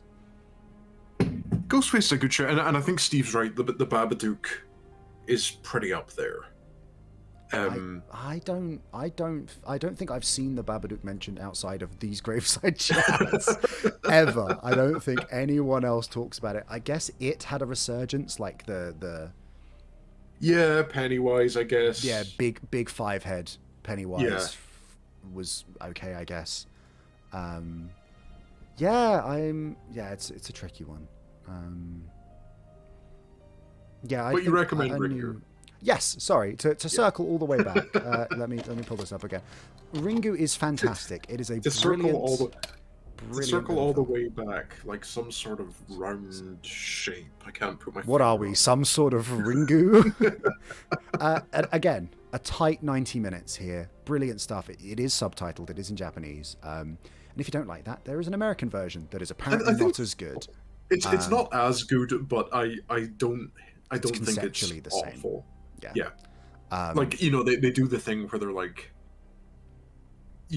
like I can't tell what's worse, like when they do American remakes and they're like, okay, we're just giving everybody American names now and setting it in America. Yeah. Or we're taking an American and taking them over to foreign lands, and like part of the spookies will be that they're struggling to deal with a new culture. I can't tell which one I hate more, but like it's not terrible. It's a thoroughly enjoyable watch. I really enjoyed it. I watched it on Prime Video through Shudder. I believe it's available on lots of different streaming services. It is on Mubi, Freevee, Prime, and you can get it on Amazon as well. Thoroughly enjoyed it. Really, really liked it. I thought it was a really fun time. I'm really glad to have seen it. It felt like an important film to have watched. Yeah. So I'm glad to have ticked it off the list. It's like I say, I haven't watched it since I was about 10 years old, so I need to go back and watch it again. And I remember not being scared of it initially at all, but a week later, you fucking bet I was absolutely shitting myself. Jesus Christ! The phone every time the phone rings. Oh, good every time. Grief. That was a long week. On to our next one. One that I think we can both talk about. We've both seen this recently. What have we got? We've got Re-Animator. So this might be something that kind of paints your opinion of me. This might be my favorite film of all time. I really like this film. I'm truly stunned by that. I don't know what it is. I love the vibe of this film. I love the. I like look at that poster. Herbert West has a good head in his shoulders and another one on his desk. It's the most perfect B-movie bullshit. Brilliant. Ever. Perfect. Every single person in this film brings their fucking A game and they go for it. Yeah, absolutely threw themselves into this with aplomb. This I think was like Stuart Gordon's first. His directorial debut, yeah. His directorial debut, and then he did From Beyond, and then From Beyond, which had a lot of the same cast. I think after that, Red Letter Media did a video on Re-Animator and From Beyond. I think after that he did something that wasn't super well received, and then he was on board to direct Honey, I Shrunk the Kids. Ah, And apparently being in a room with a bunch of Disney executives made him lose his fucking mind. And then various things happened, and then he did Re-Animator the musical for fantastic. live Good for for him. stage. Perfect stuff. He Um, yeah, he's got one credit as directing one episode of Honey I Shrunk the Kids, the TV show. So good for him. But yes, tell us about Re-Animator. Give us the gist. so Re-Animator is H.P. Lovecraft's take on, or the original tale was H.P. Lovecraft's take on Frankenstein. Herbert West is a scientist. He's very ambitious, and he wants to defeat death. He wants to be able to bring people back from the dead. And he does so with this. Like, the film doesn't get into it at all. Like, Herbert just spawns with this serum that can bring people back from the dead. He already has it. There's nothing in the film that's like about the development. It's all just testing his finished serum. And so the entirety of the film is Herbert West and his new roommate Dan Kane testing Yes. this serum and trying to reanimate somebody to the extent where they are no longer dead and not just a brainless zombie. And over the course of this, their tutor, a Dr. Carl Hill, tries to steal the reagent that Herbert West has developed, and just absolute fucking nonsense, the whole thing. But It it's is so insane. perfect. It is insane levels of schlock all the way through. Like from the moment it gets going. I mean, when we were talking about it earlier this week, and you mentioned that you were watching part of it, and then Carm came in and caught the second half. That second half, without the context of the first half, Just goes off the rails quick, huh? that's a big watch. I think if you watch this from the midway point, there is literally like two clothed characters who appear on the screen, and everyone else is just naked, charging around and having a mad time. Yeah, just naked corpses screaming is Yeah. about the final third of this film. I mean, off the bat, I was really expecting Dr. West to be a villain. Jeffrey Combs puts in such an odd performance. I love Not odd, but it's like he's so intense and he hams it up so much that I was like, this guy has to be the villain. This enormously he's so grandiose smarmy. delivery and like, you know, the snapping of the pencils and how Yeah. intense he is in his first conversation with Kane and Megan Halsey. Like that introduction is so intense that you're like, this guy's a wrong un. Yeah, I mean he's the villain in the sense that Dr. Frankenstein is the villain. He's playing God, and he's doing a relatively shit job of it. Yeah, and he kind of not got a plan. Yeah, he's literally just going around finding dead things and injecting this serum into them, and constantly being like, oh, if only we had... The second that somebody says, like, we just need a fresher body, Yeah. you know exactly where the film is going from there. Yeah, absolutely. Like it just goes off the rails so quick. I think there's another universe where instead of Bruce Campbell being, you know, B-movie horror guy who made it, Jeffrey Combs is the guy. Yeah, I think if Jeffrey Combs had the jawline for it, I reckon he could have really made it big. If he was like 6 inches taller. Yes. For sure. Yeah, it's just a very... I kind of couldn't look away. It wasn't like car crash television, but it just, you know, it is so schlock and it is so gratuitous that I really wasn't expecting it to be. When it starts rolling, it just doesn't stop, and it's constantly like escalating and escalating and escalating. Between gruesome and like unpleasant to watch. Yeah. And laughable. Like it flip-flops between like the female protagonist being like tied down and stripped and she's, you know, screaming and she's uncomfortable, but that is literally a minute after the decapitated villain makes his body put on an anatomical bust, like that, like because the cross section of the head where the ear falls off while he's talking to it, like he walks past the security guard, cackling at that. Incredible. I mentioned this morning on my stream that I went back and I watched this film and there was a bunch of stuff that I had kind of forgotten about, and that was one of them. Just him like sidling down the wall like a big fucking cartoon. Incredible. This decapitated body with an anatomical model of a head on it. Barbara Crampton, who plays Megan Halsey, who is, Are you about to say exactly the same thing I'm about to say? Have we both been reading the same the same IMDb trivia page? Are you about to mention the game Back 4 Blood? No, I'm not. Excellent. Okay, thank God. All right. Okay, well, I've got what I was going to say was,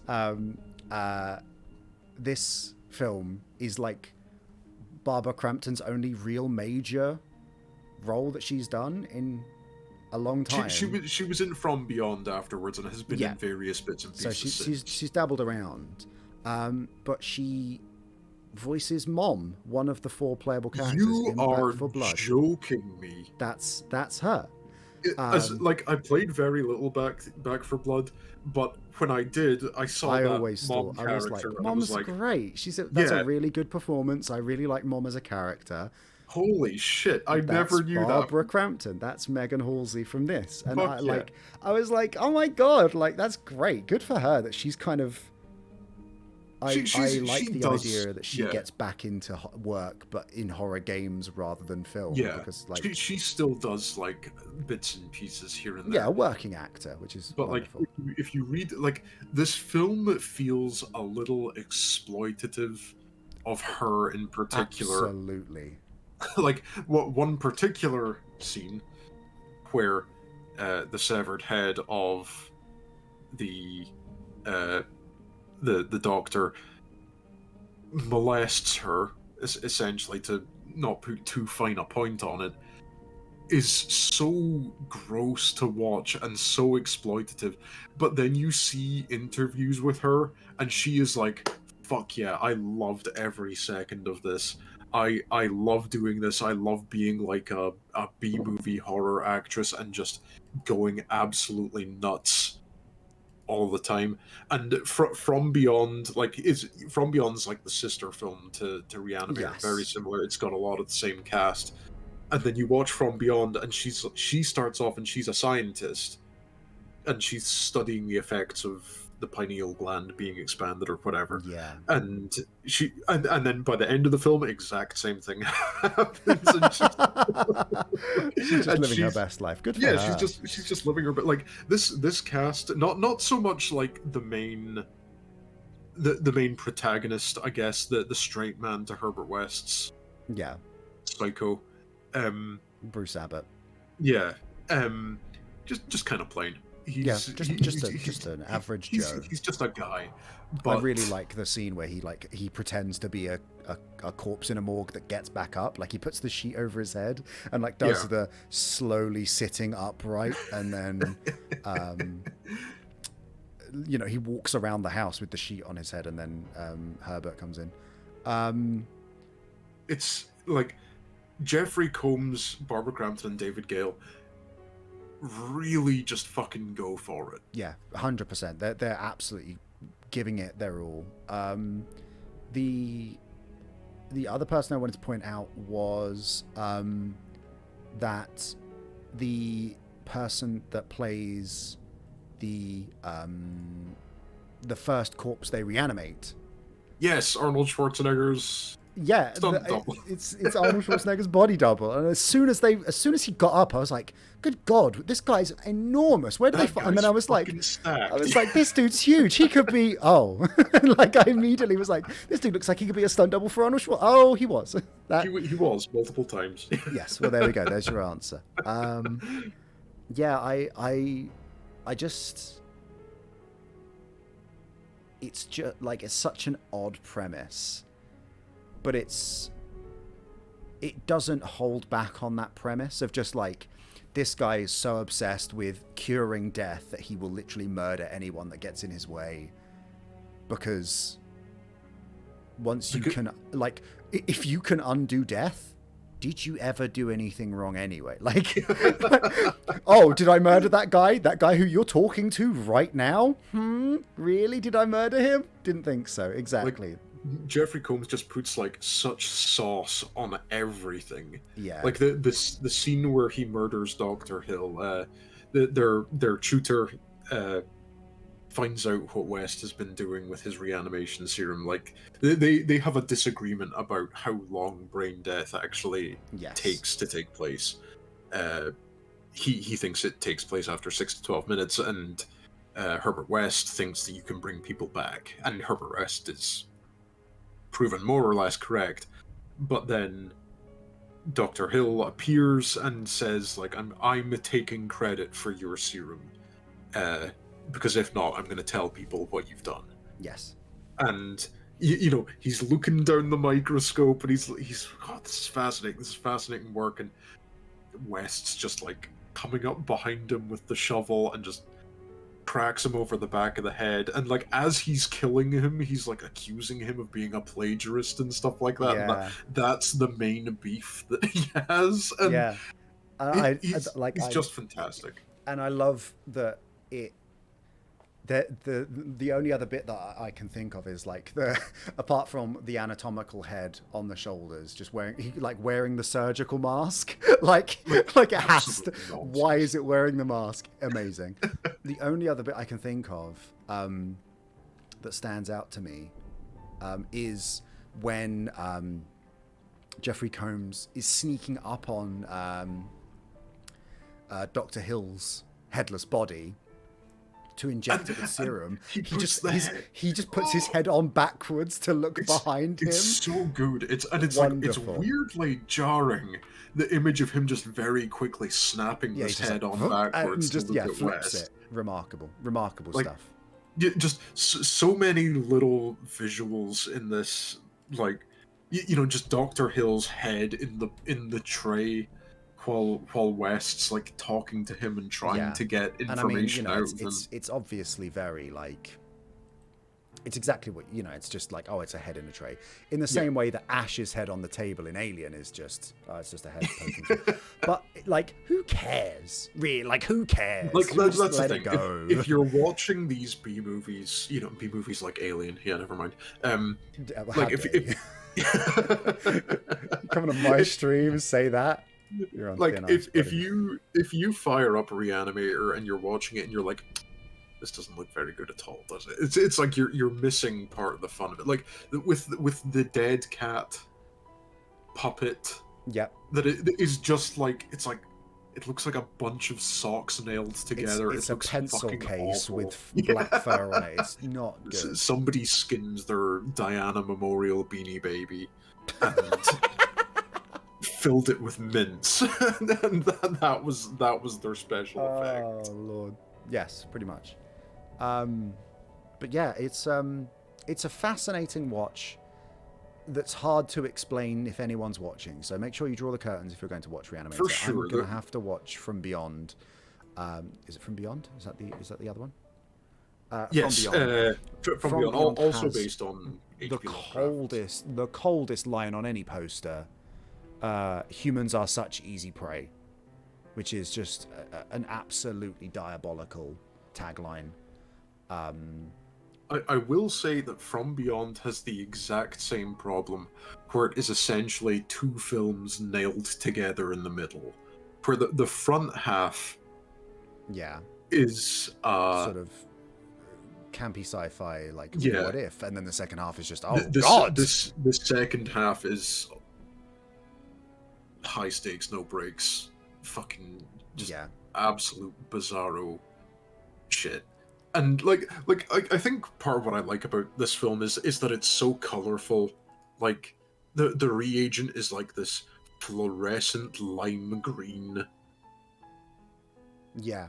goo that, like, every time it's on camera, you can immediately see it because it's so vibrant, and Mm-hmm. all of the blood is like bright, vibrant red and stuff like that. Like, I really like the performances in this film. I really like the direction. I really like I just like this film.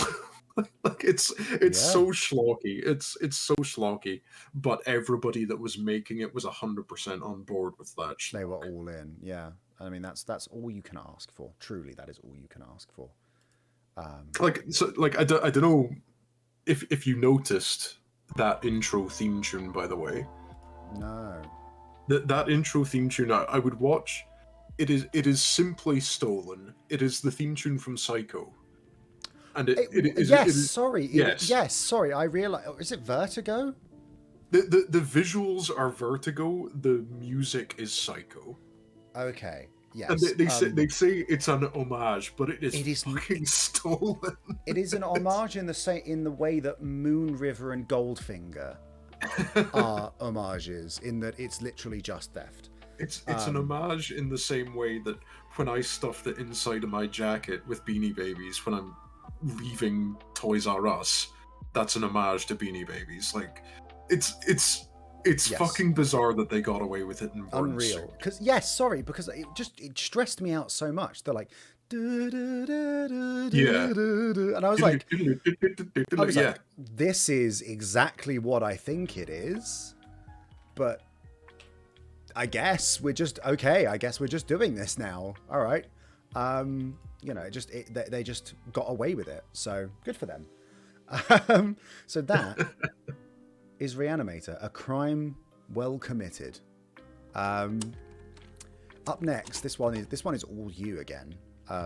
Is this me again? It Absolutely. is you again. It is Pet Sematary. Sometimes dead is better. Sometimes that's better. So talk what, to me about Pet Sematary. I've what, never what seen this. notes? What notes do I have other than fucking Fred Gwynn's in it? Like, Herman Munster himself, and that's enough. Great film. The premise is that it's based on the Stephen King novel, and a family, a doctor and his wife and their son and daughter and cat move to a place in Maine because it's a Stephen King thing. Yeah. And they live next to a very busy road, which has a lot of truckers coming down it. And their neighbor across the way, this gentleman Judd, played by Frank Munster, Herman Munster. He shows this new family that have moved in that the property that they have bought, there is I'm gonna butcher this pronunciation. Like, I actually looked it up earlier. A Micmac burial ground, like a Native American burial ground on their property. And that's all very interesting. And on their property as well, there is the Pet Cemetery, which is where people of the local area, the kids would go and they would bury their dead pets. And one thing leads to another, and the family's cat, Church, ends up getting hit by one of these trucks that passes by, and not wanting to disappoint his daughter, the neighbor, Herman Munster, informs the father that burying something in this Indian burial ground will bring it back. And Yes. and he kind of says it'll bring it back, but Yeah. it's not going to come back the same. It won't be dead, but there's no guarantee that what you bury is what comes back. Yeah, like what comes back is going to be corrupted and twisted, and is going to, be twisted in some way. So he buries the cat up there, and the cat comes back, but now the cat's aggressive and angry, and it's hissing and spitting and stuff like that. Yeah. And not long after this, the son in the family, Gage Creed, who's Great played by Miko Hughes, who was, I don't know if you remember, the kid in Kindergarten Cop whose dad's a gynecologist. My God, that Like is whenever such a pull. Good grief. whenever we talk about horror, it always ends up swinging back to Kindergarten Cop at some point or another, and it's bizarre the consistency that happens. So obviously his son's dead. Judd's trying to warn him, don't take your cat or don't take your boy up to the burial ground because he'll come back different. Sometimes dad's better. And then he buries his kid there, and the kid comes back and starts killing people. Like I really like this film 100% for Fred Gwynne's performance as Judd, because Yeah. he has become like the iconic harbinger of, things going wrong, things going bad. Like South Park do a bit where they have Fred Gwynne pop up and say like, "Don't go down there. If you go down there, that's where the Indian burial ground is. You can't go down there." And it's a strange film because I don't feel that this film is particularly scary, mostly because the kid who plays Gage is so adorable. Yeah, he's got this sort of cherubic face. Yeah. Kind of, I imagine that's what they were going for with Chucky. Yeah, it's got a like very similar vibe. Cherubic, but then also like when they get that when their face all scrunkles up when they're angry, you're like, oh. Yeah. But you know how like when Chucky scrunkles up, like he looks demonic and he's got like the snarl on his face. Yes. Like when Gage scrunkles his face up, you can tell that there's somebody behind the camera saying like, "Oh, act mean, act really mean." Yeah. And, "Oh, you're angry. Oh, you're angry. You're angry. Yeah. Like, "Oh, you're so mad, and if you act mad for me, you'll get sweets." Yeah. And that's the whole thing. Let me see if I can kind of. Let's see if I can. No, there we go. Let's pull this up. Here we go. There we are. There's his little scrunkled up face for the terrifying. Watching along. There he looks he's a little grumpy. He's got that scalpel in his hand and stuff like that. Like he's supposed to be threatening and menacing, but it's not scary at all. Where the film is scary is that the wife of the family, Rachel, has trauma in her past involving death. Like a lot of the focus of the film is the differences between Lewis and Rachel, the husband and the wife, that they both have very different attitudes towards death. Lewis is a doctor. I think he works in an ER, and he has to deal with quite a lot of these people who have been hurt by these trucks. And so he has a very cold clinical view of like when they're trying to teach their kids about death. When the cat dies, he's kind of wanting to use it as a learning experience, but he's not wanting to traumatize the kids because the kids love this cat so much.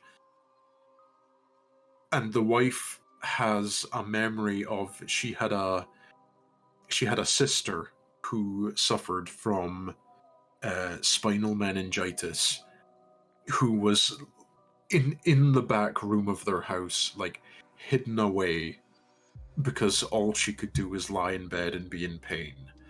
And you get these flashbacks where she's remembering her sister lying in bed, and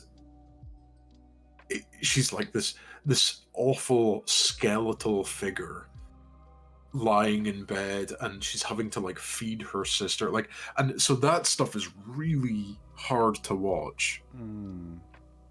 It's very like we were talking about Scary Lady. She is like a skeleton with skin pulled over her. In fact, like she's meant to be a 14-year-old girl, but to add to like the weirdness and uncanniness, she's just played by an adult male. Yeah, they were like they couldn't find someone skinny enough for the part, so who they got found the this look right. Gaunt, emaciated man. I feel like the guy. It would probably be the guy who played the guy from Friday the 13th. What's his name? Not Cillian Murphy. he's in Friday the 13th Part 4. The guy with the weird face. You know the one I'm talking about. I know a few guys. Like, I'm thinking Javier Botet, who does like the scary Crispin lady Glover. stuff. Yeah. There we go. Not Cillian. Crispin Glover's got that very odd facial structure as well. I think he's a little old now, but I think, there was a point. Yeah, he's got that, like, you can see those cheekbones right through there. Yes. Yeah. What did I see him in? Obviously he was in Back to the Future. But I can't remember what else he was in. It may well have been that I saw him in epic movie playing Willy Wonka, but he was in Charlie's Angels. I remember that. He was in Charlie's Angels. I always thought that the villain in that was it was Sam Rockwell. Yeah, it was Crispin Glover and Sam Rockwell were the villains in that, which is an incredible double act of like this absolutely tedious film propped up by two incredibly charismatic. Anyway, getting distracted. Crispin Glover would have been a good similar, but yes. So this sort of jarring synthesis, this jarring sort of clash of this woman traumatized by death with memories of this waifish, this awful image in her of house. Yeah, and the contrast between her husband, who is very like he's quite open about death initially, until he has to prove his point, and he can use the death of this cat as a teaching moment for his kids, but instead he chooses to bring it back from the dead. There's a lot of stuff here that's not really touched on in the film so much, but the book has a lot of discussion on like Native American folklore and stuff like that, the Wendigo in particular, which is always good stuff. It's always interesting stuff. It did also get a remake, which did some stuff really well and some stuff absolutely terribly. Yes, and I know that there's a TV show. I think it's coming out. Called Pet Sematary Bloodlines. What like? Pick a better subtitle. I mean, yeah, it's a safe pick, right? You gotta just like. It doesn't mean anything at this point to subtitle your film Bloodlines. Yeah, it's kind of nothing. Yeah, like the remake flips it on its head. I mean, if they hadn't spoiled it all in the trailers first, but they twist it in that they change which child dies, and it includes a few really good scenes. There's a scene where, after bringing his daughter back from the dead, his wife's not around. She's left because she's grieving over her dead child. She's gone to live with her parents. And he's giving her a bath, and he's combing her hair, and the comb keeps getting caught in staples down the back of her head. And it's they really make you feel the comb getting caught. It feels horrible. It feels awful. And they do like a few little things. They change the ending quite significantly. Like the ending of the original film is that Gage comes back from the dead, and one of the people that he kills is Rachel. He kills the wife. And the end of the film is Lewis kills Gage. Gage is no longer in the picture. Now he has no family. And the film ends with him dragging his wife's body up to the pet cemetery again to relive, do the whole thing over again. To try again. Yeah, I feel like that's a really powerful ending. The whole, like, in the face of that kind of grief, even when you know exactly what's going to happen, you're going to do it again. Yeah, I mean, well, it's not, I don't think it's comparable, really. But that's basically what happens with Re-Animator, right? It's exactly like I was thinking this. You have the start of Re-Animator is the same. It's our Kane. Is it Kane? No. Kane is trying to resuscitate someone, and they die, and the head nurse is like, you can't save everyone. Like, you can't bring them back. And then at the end of the film, he tries anyway. He's like, this time it will be different. This is the difference now. I can do this. I have to try because it's somebody I care about now. I Yeah, have to try and bring them I back. have seen everything that, all in spite of everything, I'm gonna do this anyway. I'm gonna go for it anyway because I have no other option. I'm out of options. I have to try. So yeah, very. Also, a connection with a lot of dead cat stuff as well. Yeah. So that very similar films. Two dead cat back from the dead movies. Says a lot about you as a person, really. It does, doesn't it? It does. I do kind of want to check this out, and so the prequel, Bloodlines, is a film about Judd. Oh, okay. And the graveyard. Yeah. Like I say, I think Judd sells the film. Yeah. Watching Fred Gwynn do his Herman Munster thing around the house. Yeah. Is he's never not entertaining. He's one of these guys that when he's on screen, you're always gonna be invested. Yeah. Yeah, he's just got that. His facial structure is just so endearing. Yeah, he just looks like a big goon. He's just a big dope who's just like, he's got the silly voice and everything like that. He like even when he's not playing Herman Munster, he's still Herman Munster. Yeah, it's just that face is just still there under, whether under all that prosthesis or not. You still look at him and you're like, yep, that's him. Yeah, I'm gonna have to check this one out. I will check the original one out. I don't know how I feel about the remake, but I do want to. I'm always of the inclination that I should see the original first, just in case. I think that the remake is like 4 out of 10. It's not super worth watching, but the original, I've got a soft spot for the original film. It's very like it's in that kind of way where only Stephen King adaptations can do it, where it's very. I don't know how I would describe it. They have like a certain feel to them, a certain a certain Americanness to them. Yeah.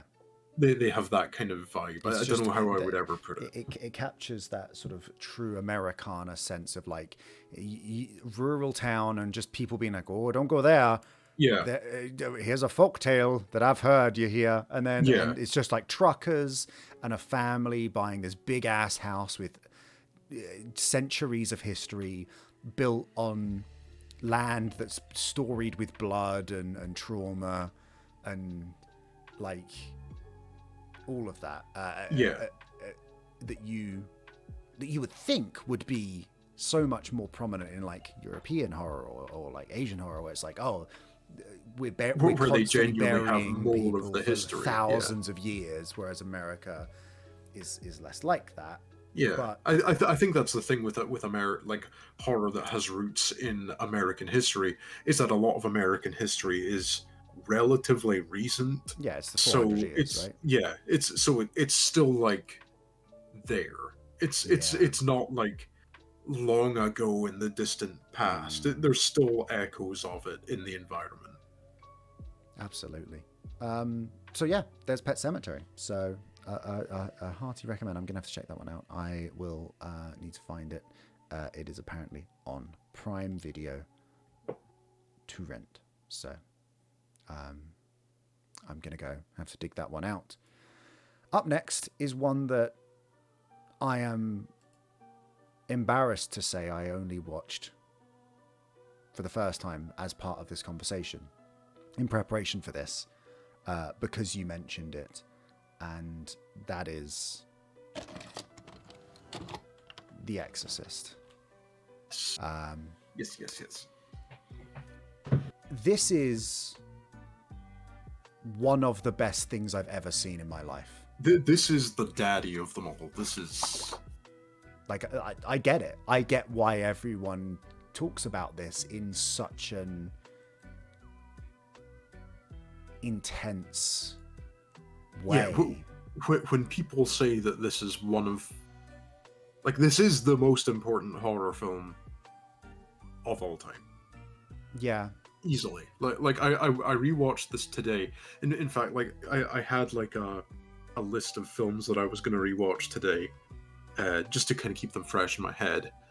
And then this morning we discussed another film that we should maybe give a look at today. And I had to fucking throw the rest of them to the sideline. But I made the time to watch The Exorcist again. Because this film is just so good every single time you watch it. It doesn't age. Yes, and so, I mean, The Exorcist, what are we looking at? 1973. Yes, 1973, and then it had a re-release in 2000, which include, like, a couple of the most iconic scenes in the film, like, that people think of when you think of The Exorcist, weren't in the 1973 release, and were only included in 2000. Things like the Reagan's spider walk down the stairs. So I saw the original release. I did not see the spider walk. Oh, so you've not seen... I had to look them up afterwards. Ah, okay. Because I was aware that there was stuff that wasn't. Yes, basically, yeah. I went looking and people were like, oh, you know, it's a tragedy that this wasn't the version that people saw, and I was like, oh god, wait, hang on. And then people mentioned the spider walk, and I was like, I do not remember the spider walk. So I went and looked that up, and then the conversation on the stairwell. I think the ones that stood out to me. I think it's really interesting that people always talk about the spider walk as being like it was never in the original, but that just feels like it's a quick scare. It's a good scare, but it's a quick scare, and then you move on to the next thing. But it's the conversation in the stairwell that I think, like, why was this not included in the original? Like, I like both versions. I like the original version where it's just the two priests sitting in the stairwell, absolutely fucking exhausted by what's going on, and they're not even talking. But I think that little conversation that they have together, you know, it's only a handful of lines, but I think that's so important to keep in the film. Yeah, I think it's you know, I think it's a film that suffers in a way from the conversations around it. I think almost hamper it in a strange way. Obviously, the scariest film you've ever seen was like the tagline for a long time. I mean, that's the way I always heard it. Was it's the scariest film ever? Yeah, that was always how it was referred to. Don't watch The Exorcist because it's too scary. Mm. But it's so much more than a scary film. Yeah. Like, it has these, like, tender little moments between characters where you get to really feel these characters, and the scares almost come after that.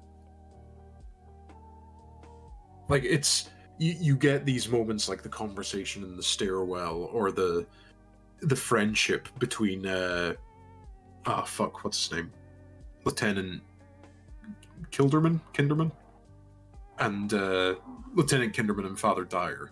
Yes, you get these little relationship bits between them. Yeah, it's so interesting because I don't know what I expected. I think I just had so many different expectations, but you know, the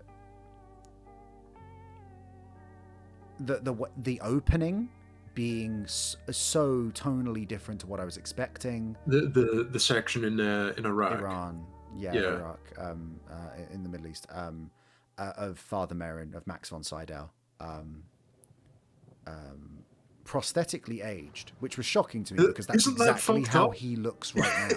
Isn't that fucked up? That, like, I was like, oh, that's just how he looks, and then I was like, oh no, he was like, he was in his 40s, years younger than he is now. Like, and they aged him up, and he looks exactly the same as he does. Yeah, they got it spot on. Yeah. So, I mean, special effects by Dick Smith, like, fucking hell, like, like they had their work cut out for them for this film, and they nailed it in every single way. Absolutely. It's tremendous. But the conversation of like him being this shaken, fraught man unearthing these cryptic, inconceivable,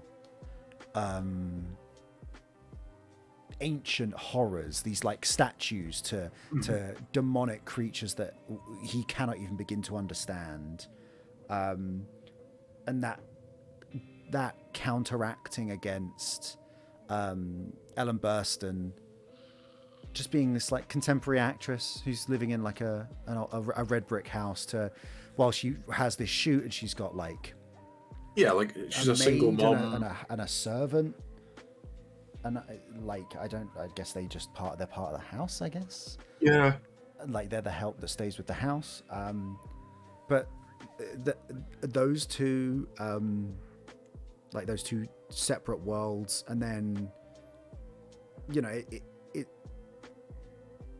it sounds so pretentious, but just the theme of faith running through it, of like it's all about faith. Ellen Burstyn losing all options. Reason has failed her. Reagan, yeah. I'm gonna say Reagan. Reagan is yeah, exactly. The moment I hear Reagan, I'm like, Ronnie's back at it again. But yeah, Reagan's illness is beyond science, and the science is exhausted in gruesome, excruciating detail. That scene where she gets the spinal that's surgery, one of the it's one of the things that I've horrible. written down, that even before the presence in her makes itself present,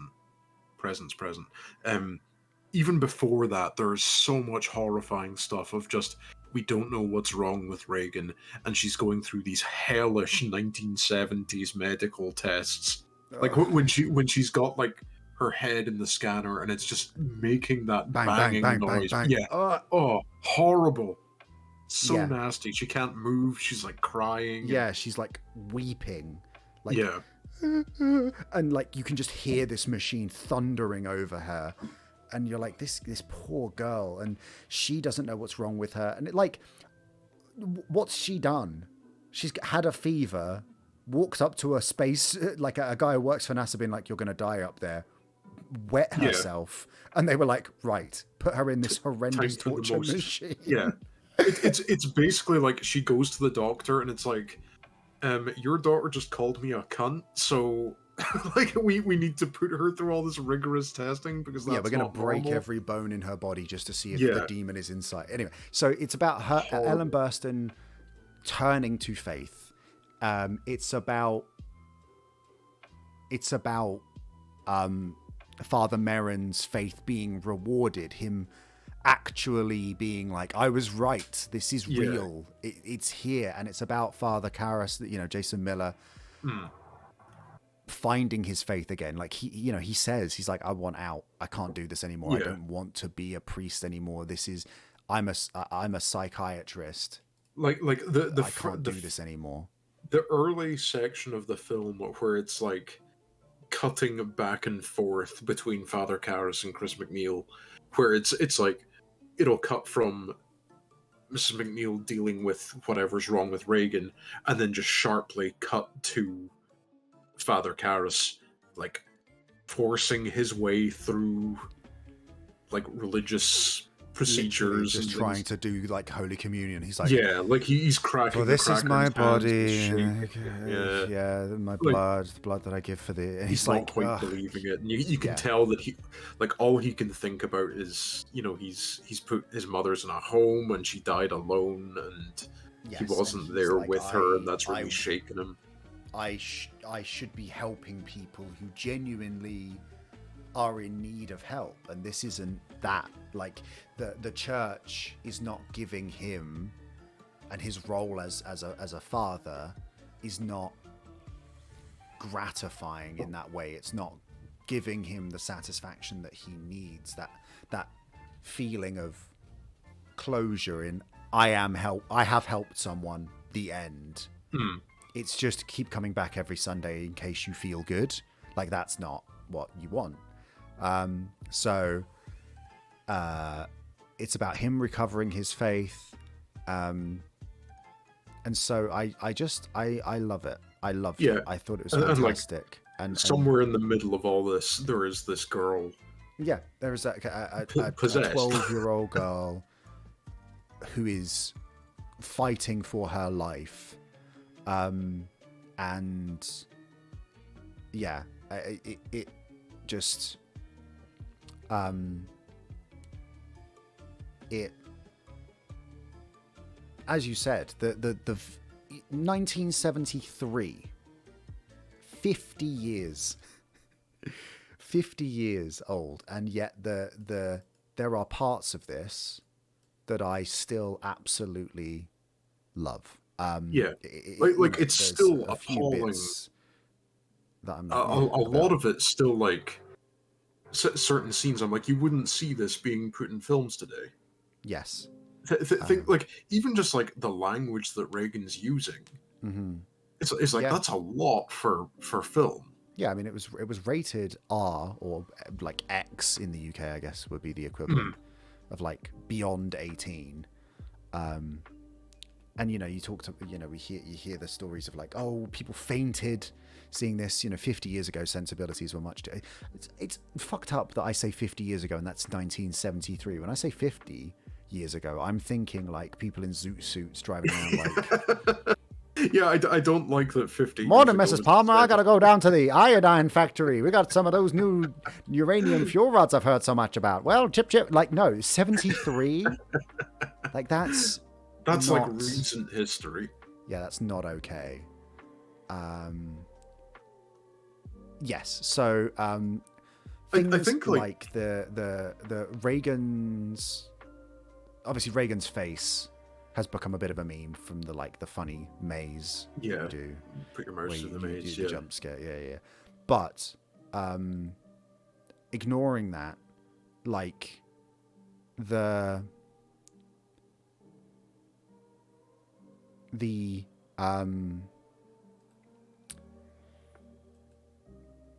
excluding the face, like, everything else is so, the practical effects are so good. Like, there's the mark just sort of on Reagan's stomach where it just says "help me." Yeah, but where it kind of pushes it looks like it's her raised. Skin. Like, so it's like it's been scratched from the inside, or it's like burned and it's scarred. Something inside her body is, like, trying to send that message out. Yeah, it could be her, it could be the demon, we don't know. And there's the conversation about Captain Woody that she has with the Ouija board. Captain She's like, Howdy. Captain Howdy. It's such a tiny little thing that I guess is there to just kind of, like, suggest that maybe that's how all this happened, was she was fucking with this Ouija board. But it's literally like, there's one quick thing of her being like, I've been playing with this Ouija board, and it's like, oh, have you? Yeah. Go and show me. Oh, it's not working just now. And then on with the rest of the film, and you never really get any more of that. Yeah, that's it. It's kind of just done.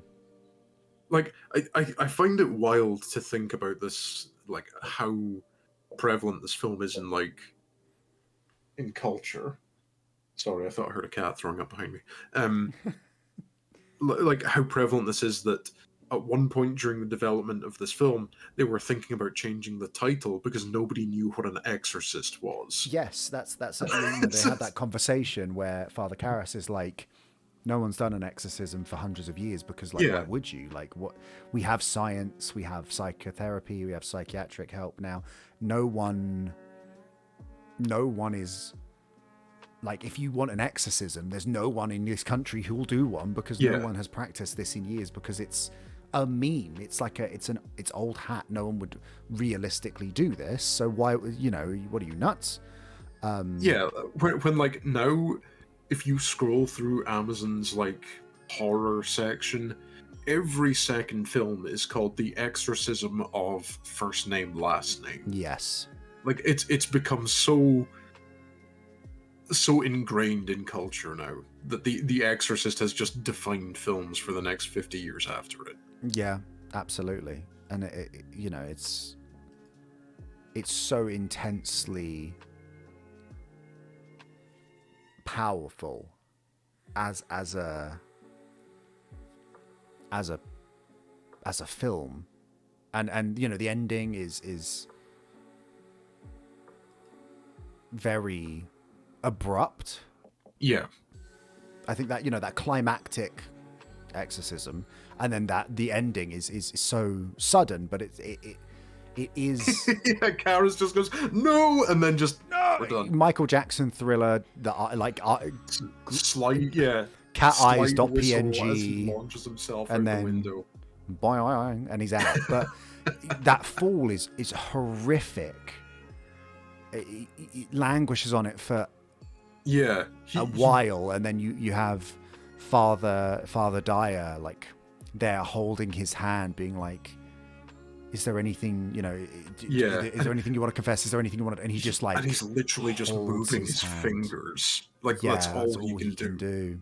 Yeah. So, some interesting stuff, like, related to that. Like, talking about 1970s, it just being a different era of filmmaking in terms of what you could do as a director to your cast. Yeah. William O'Malley, the Father Dyer, wasn't an actor. He was an actual priest who was on set, like, doing this role. But in that final scene where he's giving his last rites to Father Karras, he's shaking like a leaf. Yeah. And it's a really good performance. And the reason for that was because just before that take, William Friedkin slapped him in the face. Yeah, he was like, okay, you're going to go do this, and slapped him unprovoked. He apparently did the same in The French Connection. He punched a character punched an actor in the stomach before a take to like get a more authentic performance out of them being like... Yeah, I think something like that. But on the set of The Exorcist, Jason Miller actually had a big disagreement with William Friedkin because in order to get a reaction out of his actors and to get them to act more authentically scared, he fired a gun on set. Yes, normal thing to do. The man was like, I generally tend to like talk around these things, and like I don't want to like put labels on things. The man was fucking insane. He was off his fucking rocker. Yeah, mad. Linda Blair, the scene where Linda Blair is like flopping backwards and forwards in the bed. Yes, yep. Like broke her spine. Yeah, and then the scene where Ellen Burstyn gets thrown back. Yeah. And like against the wall when Reagan like smacks her. Yeah. And then the chair moves, and that's the moment where it kind of... It's the reveal of this is a demon. This isn't just her not well. Something. It's supernatural. If Ellen gets launched across the room, the chair moves to push the door shut, to close it, to stop other people getting in. Chris MacNeil was concussed because... Like quite seriously injured, like back problems for the rest of her life. Because William Friedkin was just like, to the team who were pulling her on an invisible line to like yank her back to give it that force. Yeah. He was like just as hard as you can. Yeah. You need to yank this for this to look like it really hurts. Yeah. There's like a little bit of talk about that particular moment in one of the documentaries about the making of the film, where Ellen Burstyn was actually said to William Friedkin, like, look, I'm getting hurt doing this. Yeah, can we ease up a little bit? And William Friedkin saying like, okay, like we'll let me go talk to the Wire team guys, and then him going to the Wire team guys and being like, fucking go for it, like this is the one, like we're and both Linda Blair breaking her spine and Ellen Burstyn injuring herself so badly there, both of those shots are still in the film. Like those are the ones they went with. Oh, I mean, well, that's that. Like it's like Tom Cruise, like in that Mission Impossible scene where it's Mission Impossible Ghost Protocol. The one where he's running across the rooftops and he jumps. You can see Tom Cruise break his ankle. They keep the shot in of him, his foot doesn't quite make the ledge, and it just crumples into his shin bone. And then he gets up and hobbles off. Like the rest of the shot is him. He climbs up and then runs in towards the camera. That's the shot of him breaking his leg. But he was like, "I'm not doing it again. We have to just keep that one." So I guess you keep it. Like you do keep that one. I think there's a big difference between like Tom Cruise being kind of an breaking egoist his and foot by being an ass, doing his own stunts when he's a fucking 60-year-old man, and William Friedkin being like, I'm going to fire a gun at this child to get her more upset, and I don't care if her spine breaks. Yeah, lunacy. The only other bit that I wanted to point out with The Exorcist, apart from the fact that, say what you like about those things, I think they're terrible things to do to your cast. Please don't ever do that. Awful. Got results. God damn, this is one of the best films ever made. Good God. It really is. Tremendous. One jump scare, and it's not even a jump scare. Like the candle that just goes woof, and it just explodes into flame for a second. It's no musical sting, nothing. It's like right at the start of the film that there's glimpses of the Pazuzu face, like single frames of it. Oh yeah, which I have not seen those. That's one of the things that gets added in the 2000s. That would make sense then. They kind of put him in the background and stuff like that. So it's a little obnoxious. That Pazuzu face though. I mean, worth noting as well. They never use the word Pazuzu in the film. Yes, sorry. Yeah, no, that's from Exorcist 3. Exorcist 2 is where they start talking about Pazuzu, and in the book they're pretty upfront about just calling it Pazuzu. Yeah, I like the idea of not naming it though. I think there's something to that. I think it's more poignant when they don't name it. The only other thing that I wanted to point out was Father Karras's mother, the actress who played Father Karras's mother, was 90. What did William Friedkin do to her? She just straight up died before the film came out. Like she was 90. Couldn't do it. She was born 1883, which is an absolutely insane. Like she was born before Hunt Showdown was set. She grew up in cowboy times and then died just after being in The Exorcist. Yeah. What an incredible life. She was apparently found in a Greek restaurant in New York City by William Friedkin. He was just like, "You look like an absolutely haggard old woman. How would you like to be in my film The Exorcist?" Yeah. And that was it. And then he slammed his fist through her skull for better filmmaking. And then fired a railway spike through her head. Permanently changing her personality from a live person to dead. Terrible director. It makes incredible film. The price you pay. Just amazing. Absolutely amazing. Those subliminal Pazuzu faces, it's worth mentioning because they are still in the original cut. Just in little bits, like in Karras's dream close to the start, not long after his mother dies. Where he's like, he sees her coming up the subway steps. Yes, and Reagan, Reagan's face changes in one. Reagan's face changes at one point as well, just in a very brief flash. That white makeup face is a rejected look for the original Reagan. She was originally going to look like that when she. Or not originally, absolutely awful. That was like a test of like, okay, we could make her look like this. No, awful. Like the scars that she's, it's implied that she makes them with the crucifix, like gouging her flesh. It's an amazing look. It looks great, and there's just like all these really nice little touches. Like I was just kind of scrolling through the IMDb trivia earlier today that the special effects team just went like way above and beyond. That there's they kept that whole bedroom set refrigerated.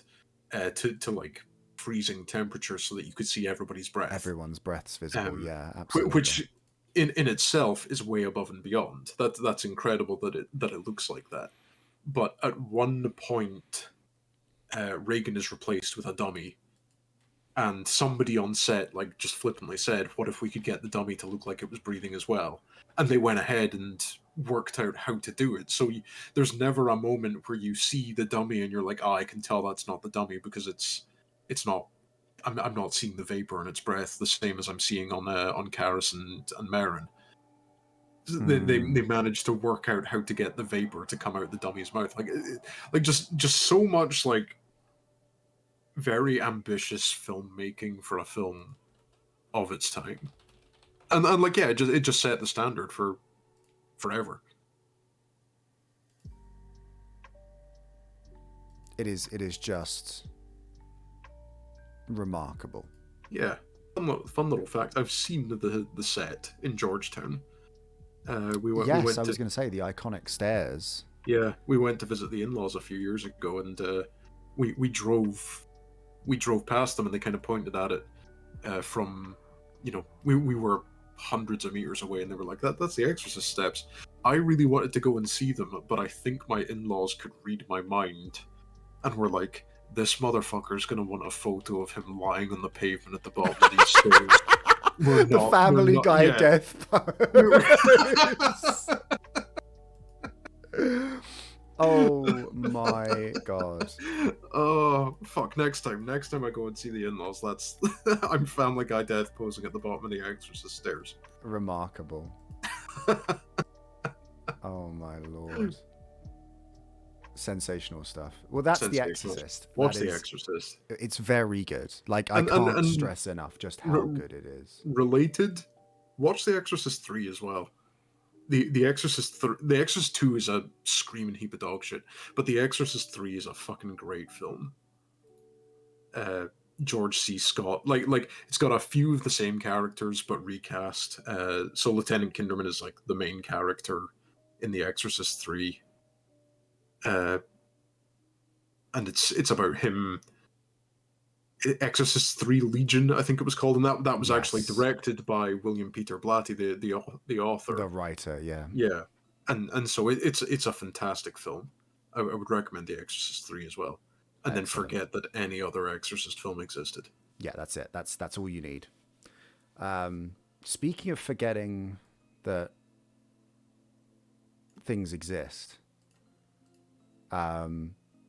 There is one more film that I wanted to talk about before we moved on to games and other spooky media.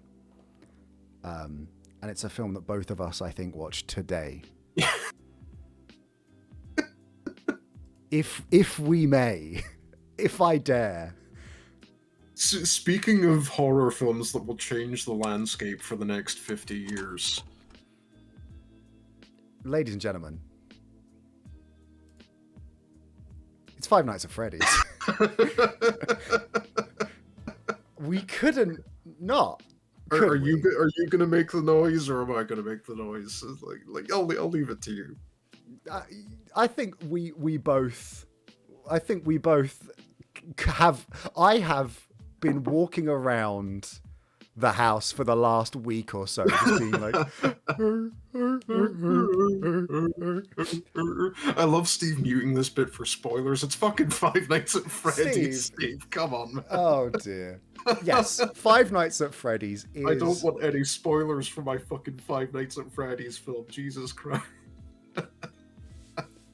This film, I don't know what I was expecting, but I had a great time.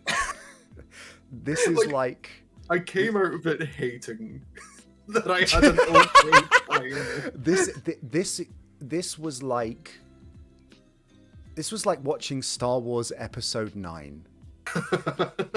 I was like, I have no investment in. I'm so out of, like, I'm not into this franchise.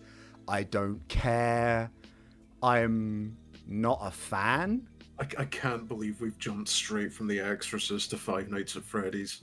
The future is now, old man. 50 years of horror has led us to Freddy Fazbear's Pizzeria. Fuck me. I, you know what? Off the bat, incredible practical effects. Like, I hate how good they were. They I hate that so they looked good. I think it was all practical. It was either Yes, animatronics or people they in are. suits. They, Yeah. they they literally they did the Jurassic Park thing of like that's not in my head. There's a tweet I'm thinking of about this, but they made animatronic suits and then took the animatronics out and were like, people can wear the suits. And it's like, do you know what film you're making? Have you learned nothing from this? Like, this whole franchise is built on the idea that someone stupidly Don't got do into one that. of those suits. And your plan is to do exactly that. Incredible. The suits are the character, the band are great. My only The music, right? my amazing, great music choices. My only gripe is the cupcake, which I didn't even know was a separate entity. Again, this shows you how little I know about the FNAF universe. Man hasn't done his research. Come on, man. Oh, don't you worry. We'll get to my research in a minute.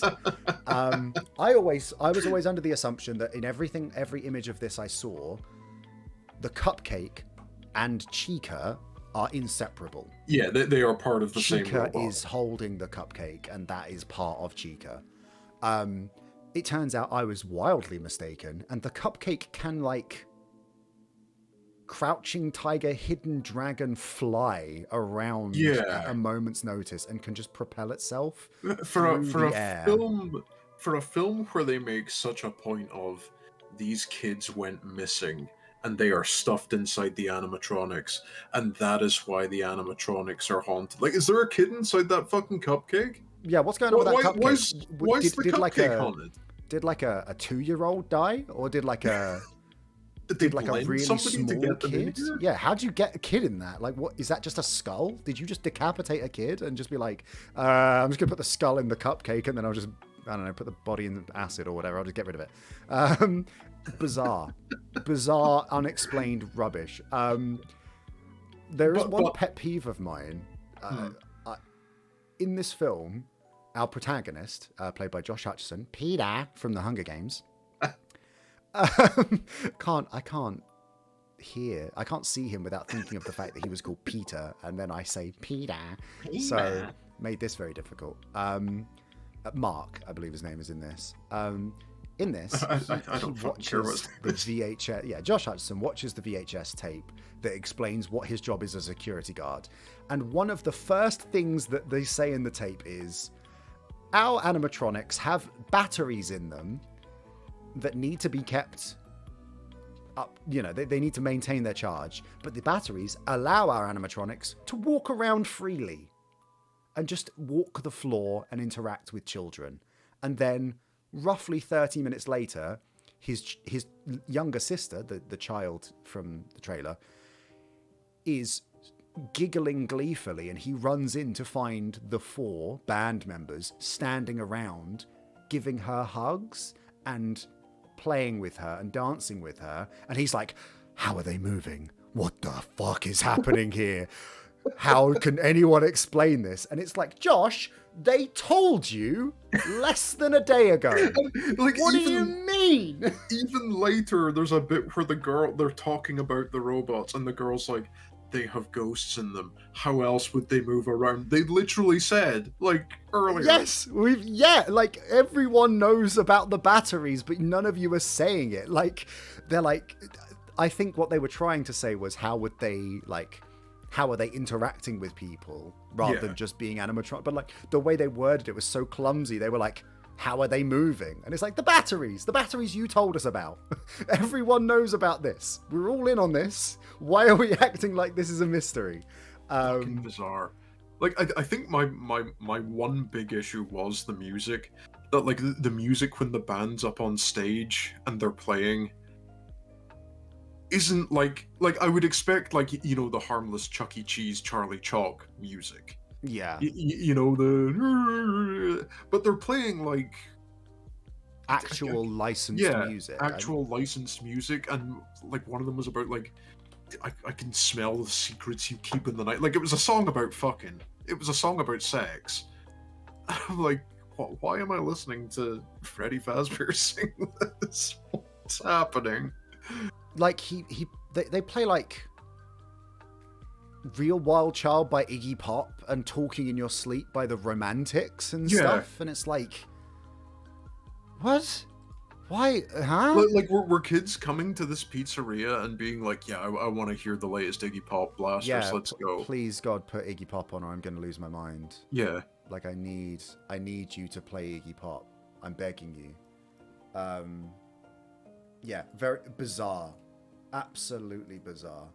And just like, I don't think I enjoyed the film until the scene where they build the fort. To Connection by Elastica, an absolute bop.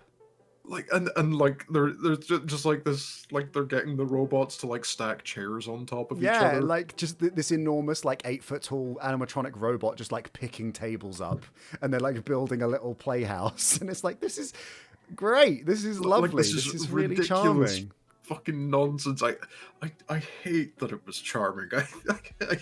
I hate that I came away from this film being like, you know what, not the worst film I've seen recently. Yeah, I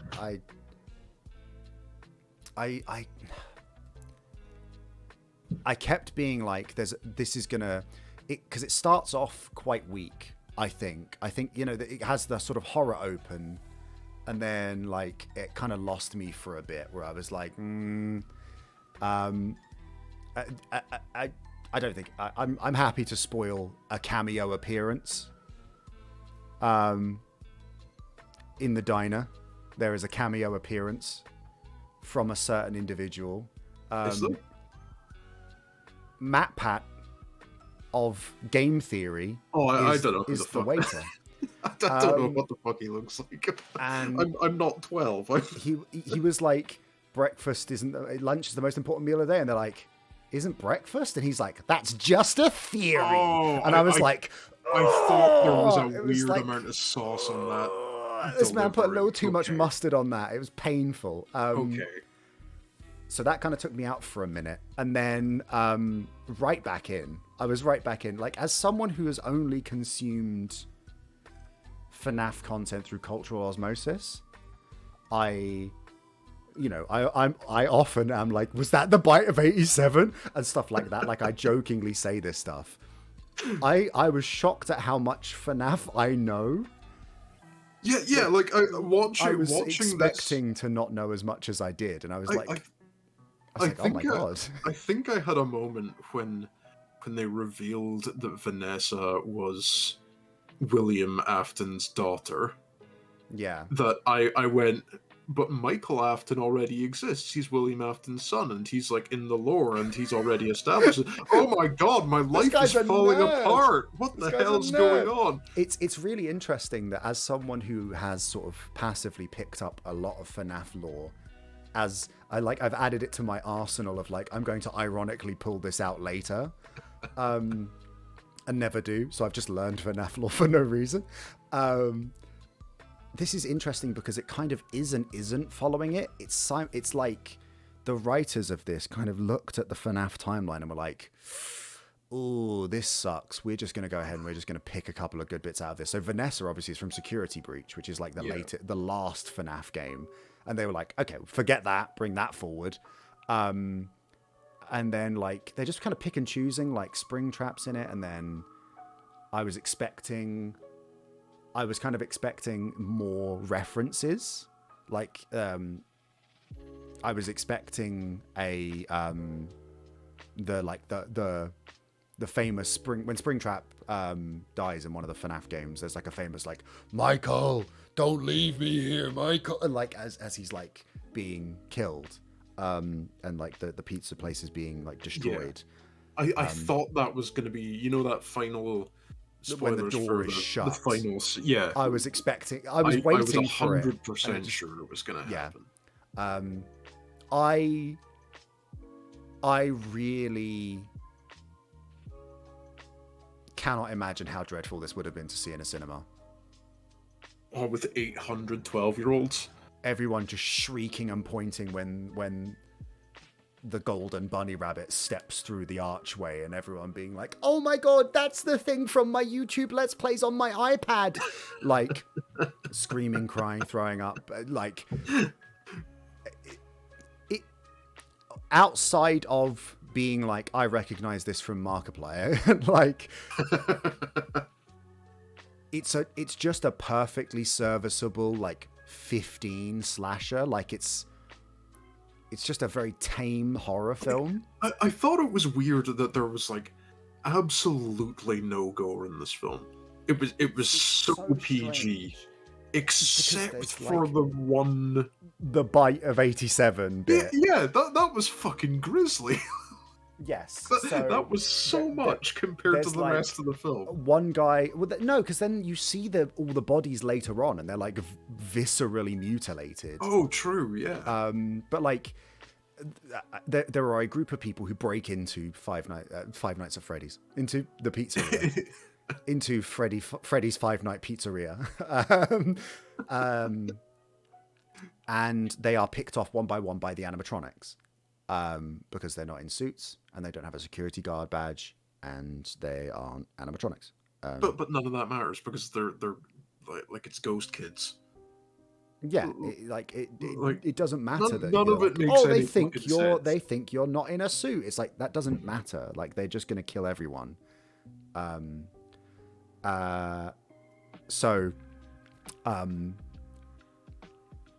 In that scene, like, the intruders are picked off one by respective members of the band, except for one of them who just gets lured into the back rooms, not the liminal space back rooms, literally the backstage, by a disembodied voice, and then they just put their head into the mouth of the animatronic. And then that's the sort of the bite of 87 bit recreated of like the jaws shut. Snap shut. That, like the suddenness of that moment in particular did actually get me a little bit. Yes, absolutely. Like, I wasn't expecting that, again, because I think I don't know if this is, I believe this is a 15. Like, it's there a is 15. no way this. I don't. Did it even have any swearing in it? Like,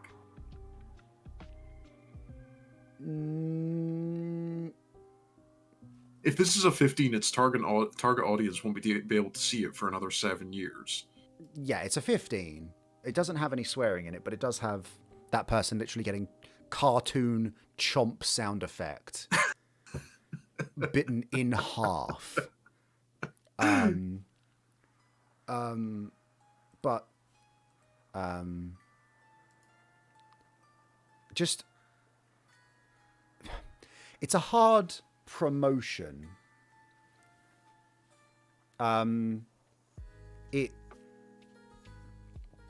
It's a hard sell, because on the one hand, I enjoyed this knowing, like, I was looking out for references and enjoying it as a very, very tame horror film. It's like the most timid, and most, I don't even know what you'd call it. Like, it's the most, like we mentioned last year. Like, I have a big soft spot for horror for kids. Yes, and that's what this is. This is 100% that. But I think it's difficult because if you don't know FNAF at all, what are you going to get out of this? Like, if you don't get Five Nights at Freddy's at all, are you not? Is this not just? Is it Willy's Wonderland? Willy's Wonderland. Yeah, the Nicolas Cage. Yeah. Legally distinct Five Nights at Freddy's. Which is a screaming heap of dog shit. It is one of the worst films I've ever seen. Like, not even like ironically funny. Just a bad film. Yeah. I think there is a lot to like about this, but it's marred by just bizarre writing choices. Like, the story kind of just needs to keep stuff moving. A a lot of the criticism I'm seeing leveled at this is because it wasn't like the games. And it's like, a literal PNG of an office and just checking security cameras and the animatronics getting closer to you. Oh boy, I'm sure everyone would love that. That sounds fantastic. I don't think they could have done a better job with this, but that's not as much of a compliment as they think it is. Like, you couldn't have done better with this, but that doesn't necessarily mean you did well. I couldn't have made a better pan of brownies with one of the core ingredients being beef mince. Is the kind of vibe. Like,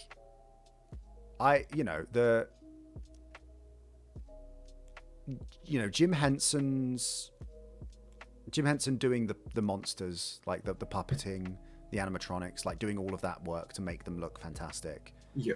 It does work. They are incredible. The practical aspect of it, like them being real. Yeah. Like you can tell. Yes, they are so real. They fit in. There is, as someone, if you haven't seen the Five Nights at Freddy's games, you haven't played them, you haven't read any of it, you haven't watched a 3-hour whatever it is breakdown of all the lore, everything you need to know is explained to you. Like, it's all given to you, and you don't need to have played the games to know. You can just come in and watch this. I don't know if you'll get as much out of it. I think a lot of this is pattern recognition. Yeah, I think for the people who wanted this film, for the people who like the franchise, this will be great. They'll enjoy it. Yeah, I really liked this I just watched this like this morning, like, and I was like, cool.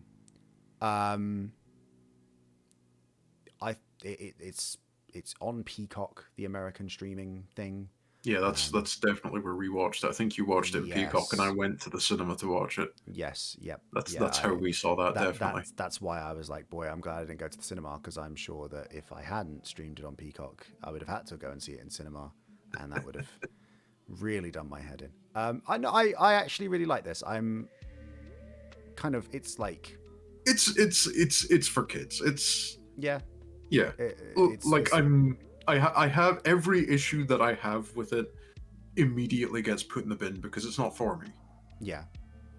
Like, I was like, oh, of course this guy gets away. He survives this obvious, like, trap. It's like, yeah, of course. Like, this guy isn't going to be gruesomely mutilated on, like, there was a bit where, like, a person gets caught in one of the animatronics and the spring locks give out and they are crushed inside it, which they set up in the film. They explain that that's how someone died earlier. They're like, oh, all the spring locks collapse and it crushes the person to death inside the skeleton, etc. And I was this is a completely reasonable way to construct a suit for something. Is like, I think it's really cool that, like, if I was to get inside, like, if I was at Disneyland and I got a job at Disneyland and I got inside one of the Mickey Mouse costumes, I think I would be really fine with knowing that it could slam shut like a bear trap at any time. I think that's just good design. Yeah, absolutely. But I like, there was a sequence where one of the animatronics, one of the suits crushes a person. The spring locks give out and they are crushed to death. And in the games, there is like a very horrific Foley work bit where you can just hear this person be crushed to death in the suit. This film is 15. What they show you is 3 little clamps come down on a person's side, and then the next time it cuts to it, there's a little blood. It's a little bit red on the outside. Where each of on their shirt where it's gone in, and it's like, okay, like you can't show this person be basically just turned to puree inside this suit. Be a lot cooler if you did, but all right, whatever, cool. Yeah, it's fine. It's absolutely fine. I thought this was a charming little thing. It's an hour and 40 something minutes. And like, if you vaguely know a little bit about Five Nights at Freddy's, you're going to get a lot of enjoyment out of this. It's a giggle. It's not like Yeah, I was like, you're oh, not it's quite watching cute. it to be scared. So it's what we're getting at. It's it's Halloweeny. Yes, yeah, Using simple absolutely. words.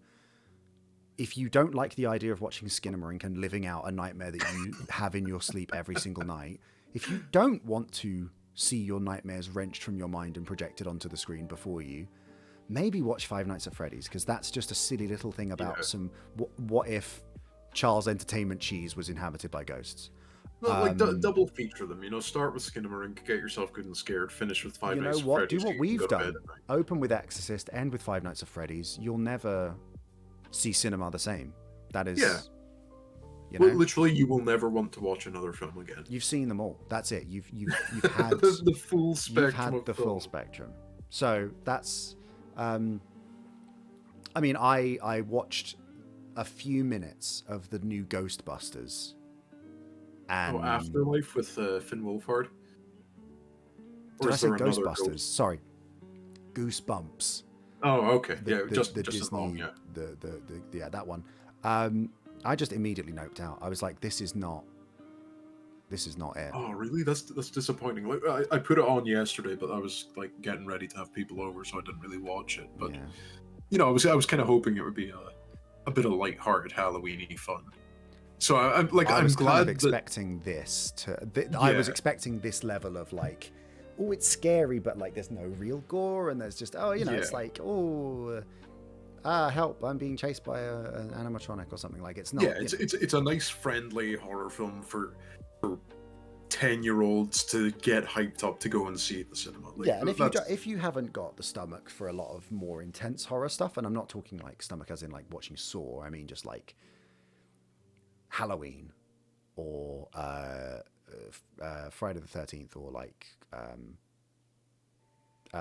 Re-Animator or The Ring. Like if you're like, oh, I don't, it's a little bit too much for me. This is very tame, but charming, and you get to see your favorite animatronics. There's some good little scenes in there that I thought were quite effective. Like the scene you were talking about earlier, where he finds all the animatronics like crowded around the little girl, just like playing with her, and like she's screaming, but I think it's a, oh no, I wasn't screaming because I'm scared. I'm screaming because I'm having fun.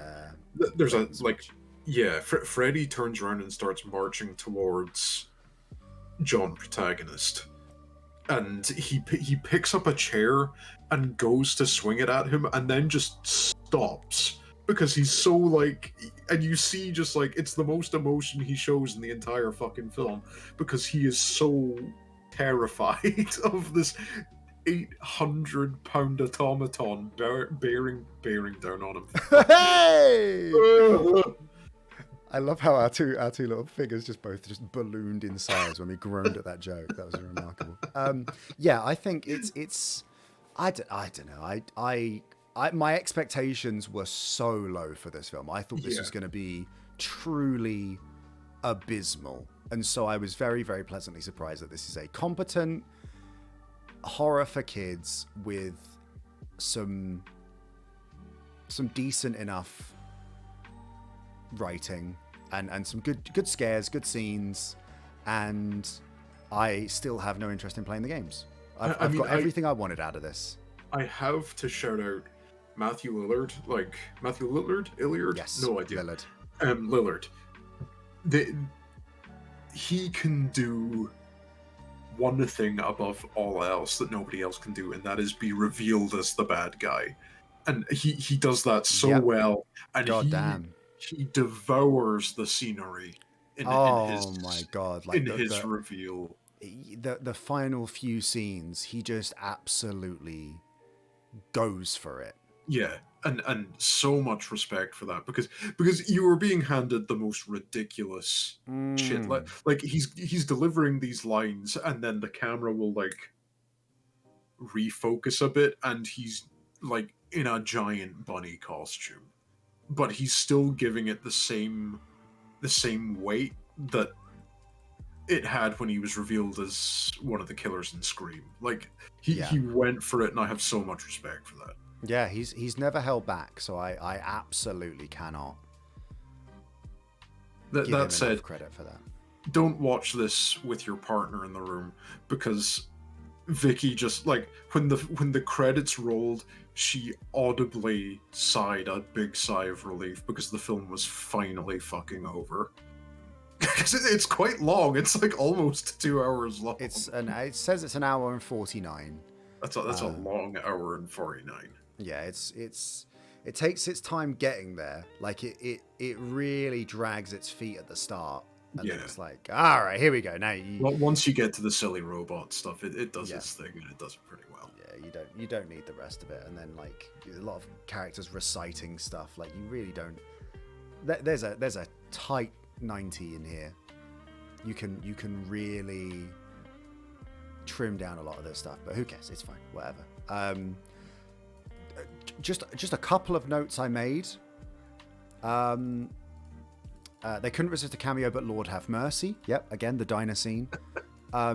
Fuck that balloon boy. God, how awful.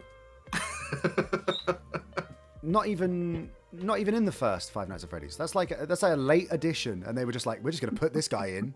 Why not? Foul. Get that creature away from me. Despicable. And then the only other words I had was sans Undertale. Because at one point, one of the animatronics has one blue eye, and I was like, "Sad!" Like instantly, my brain, like pattern recognition. Like it's like the Amogus. Like if I see one blue eye, I'm like, "Sad!" Like instantly, I can't help it. I mean, do you want to hear something absolutely fucked up?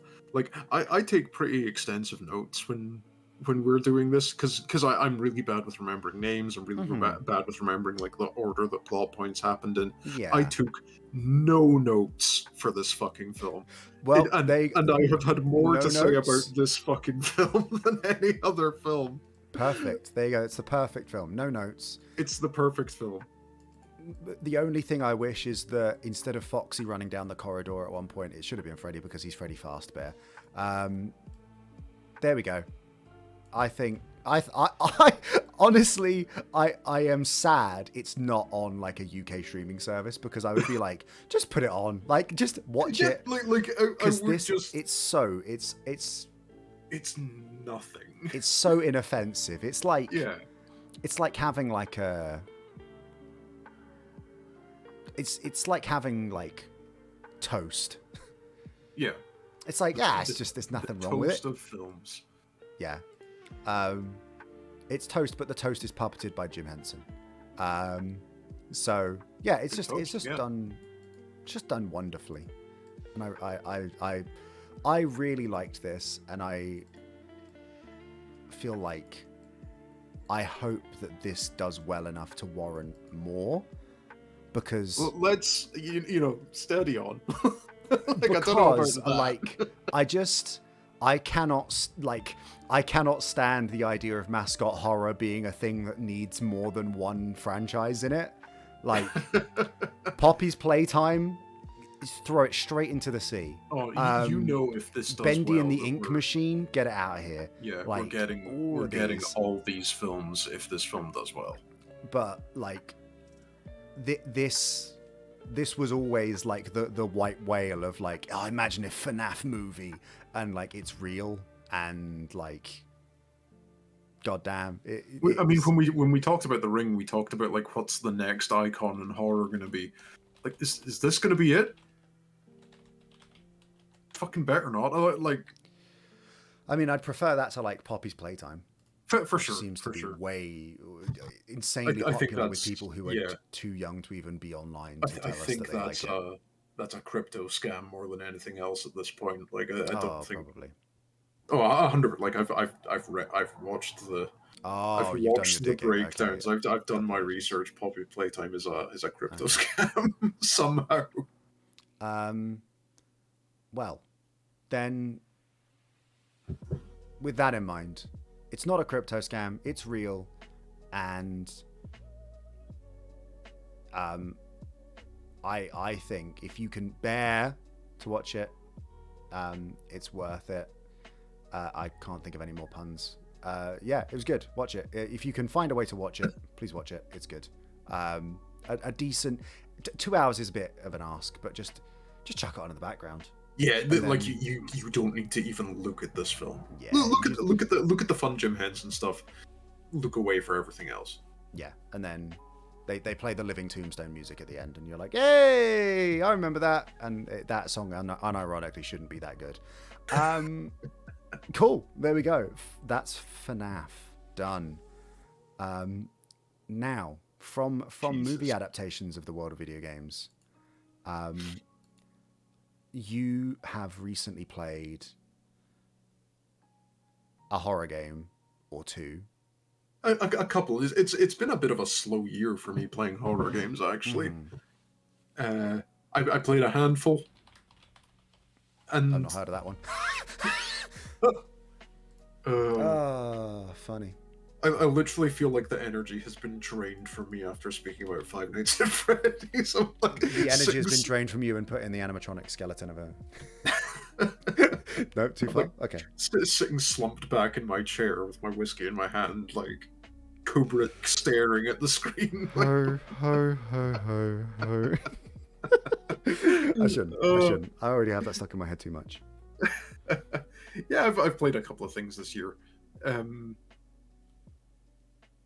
What do you have anything that you were wanting to talk about in particular? Because I actually don't have notes on any of the games that I played, but the first one I can think about is Fear and Hunger. I know that you've mentioned that recently. Yeah. Whether I would consider it horror. It's past the the test. It's in the Steam Halloween sale. Yeah, like I don't know if I would describe it as horror. It has some survival horror vibes. Going from The Exorcist to Five Nights at Freddy's to Fear and Hunger is the most mind-blowing roller coaster ever. This game is absolutely fucking grim.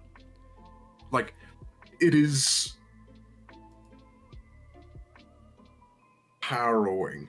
And like, I really feel like I need to be careful when talking about this game in particular, because it's gross, and it's gross in a way that's like we were talking about Re-Animator earlier and like exploitative stuff. Yes, this game is really gross, but there are mods to remove that stuff now. Yes, I know that there's like a mod that's like not streamer friendly, but it's like it's kind of like it removes all the stuff that would get you demonetized. Yeah, and that stuff, like, because I knew going into it that there was this kind of content in it, and I was like, I'm a grown up. I can deal with this stuff. I cannot deal with the level of stuff that was in this game. It made me squirm. It's really gross.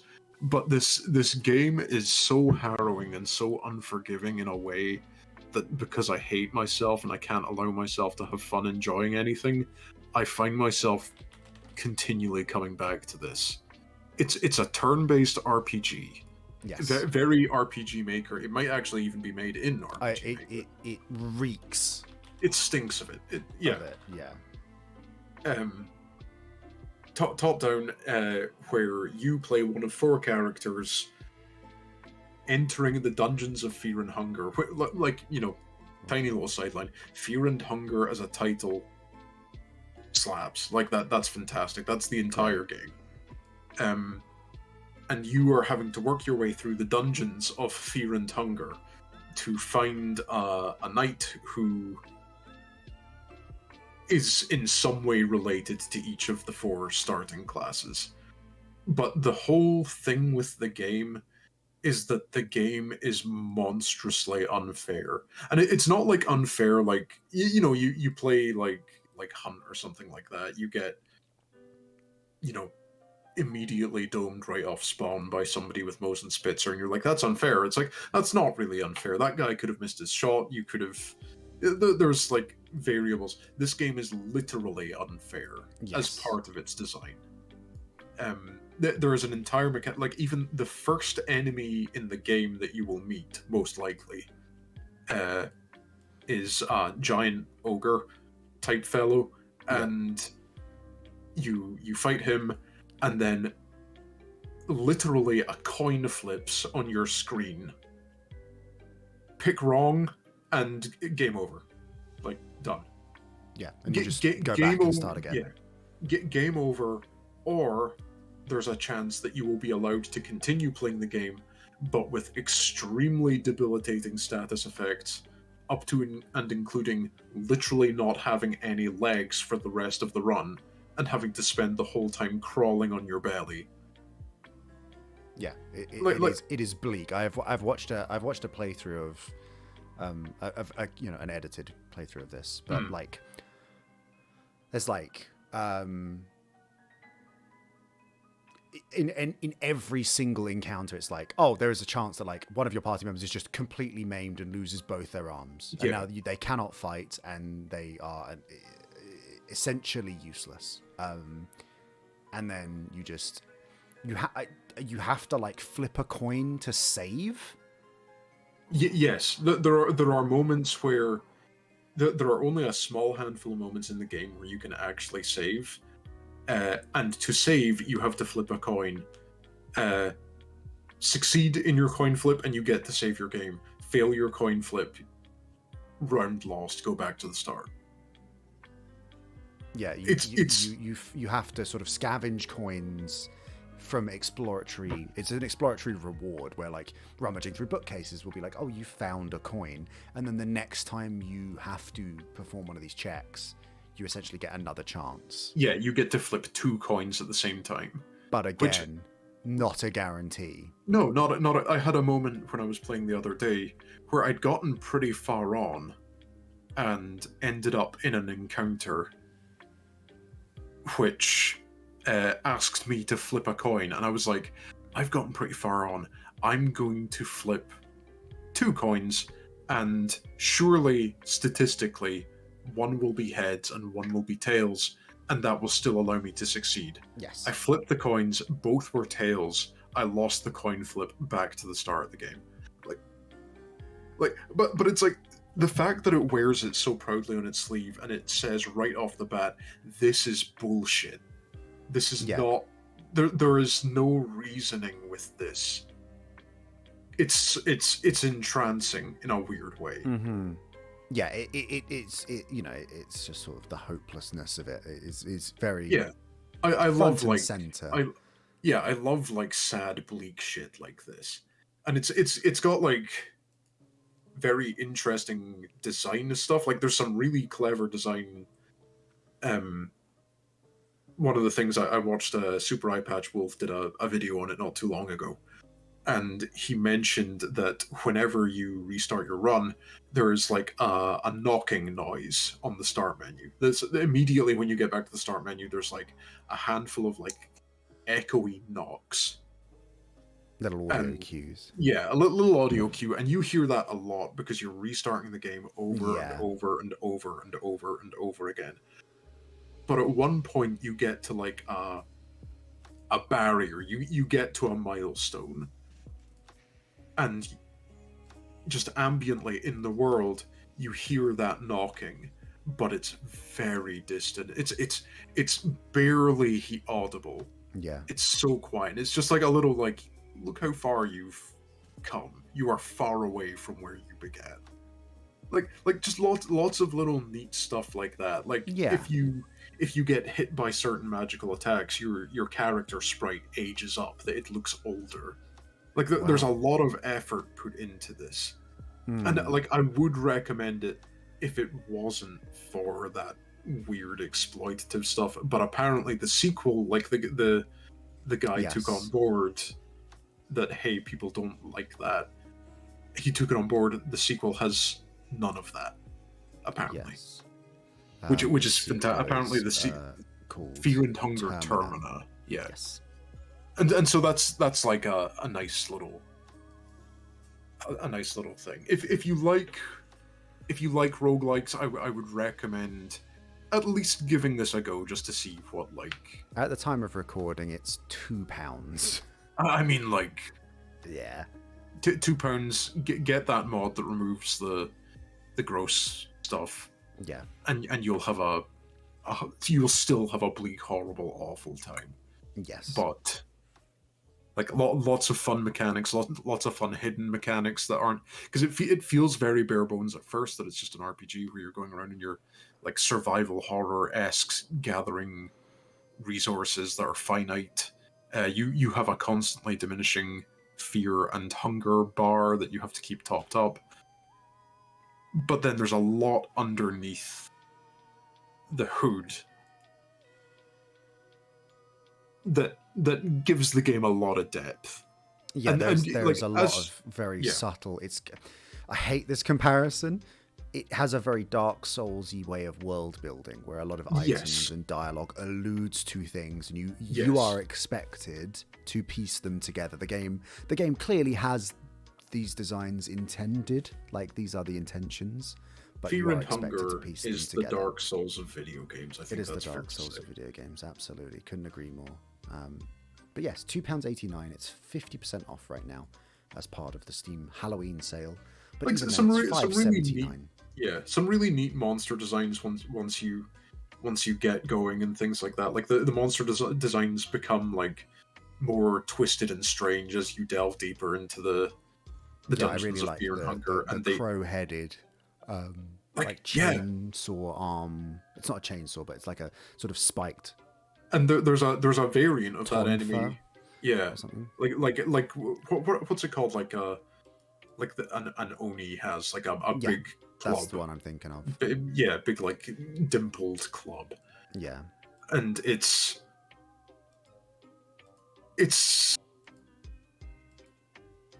like I really struggle to talk about. Yeah, sorry, we were talking about the monster designs.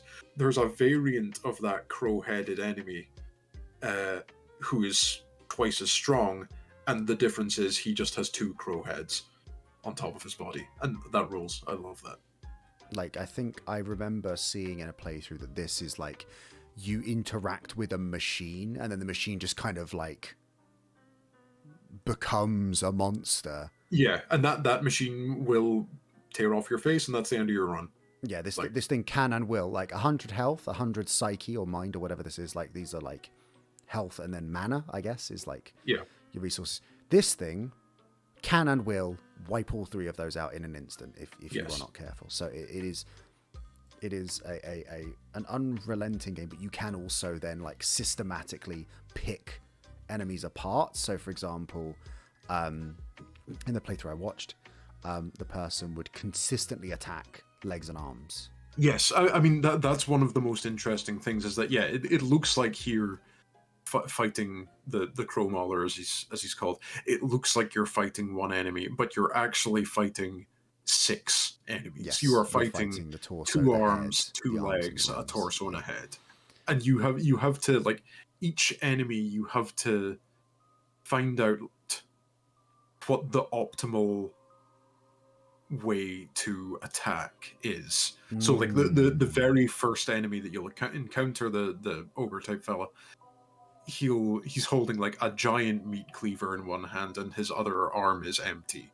And if he can hit you with that meat cleaver, which he will as like his first attack, will sever limbs and leave you without that limb for the rest of the run. Yeah. And like losing your legs means that you can no longer walk. Losing arms means that you can no longer use like 2-handed weapons. Losing both arms means you cannot use weapons at all. Yeah. And so like for the first enemy of the game to be able to have that kind of infliction, to be able restructuring how you play the entire game. Yeah. You can encounter this enemy within 20 seconds. Each playthrough is 3 hours longish. And he can fuck it up right from the start. But you learn like, okay, so going into this first encounter, the first thing I need to do is cut off that arm holding the meat cleaver. Yes. And now he does not have the ability. Like, he will still fuck you up, but he has less of an ability to fuck you up. Mm-hmm. Yeah, I mean, it looks very interesting. It's one of those ones where I was like, if I had the time to just sort of hop on and whittle away at this, I probably would. Especially with quite a reasonable asking price. I feel like the RPG Maker aesthetic is a little bit off-putting. It's a little bit off-putting. But There was like there's a charm to that sort of game. Like Hylics yeah, is made in RPG Maker, and I love Hylics. I think those yeah. two are just Like our RPG Maker has quite like a strong history of horror games as well. There was like Aoni and stuff like that, and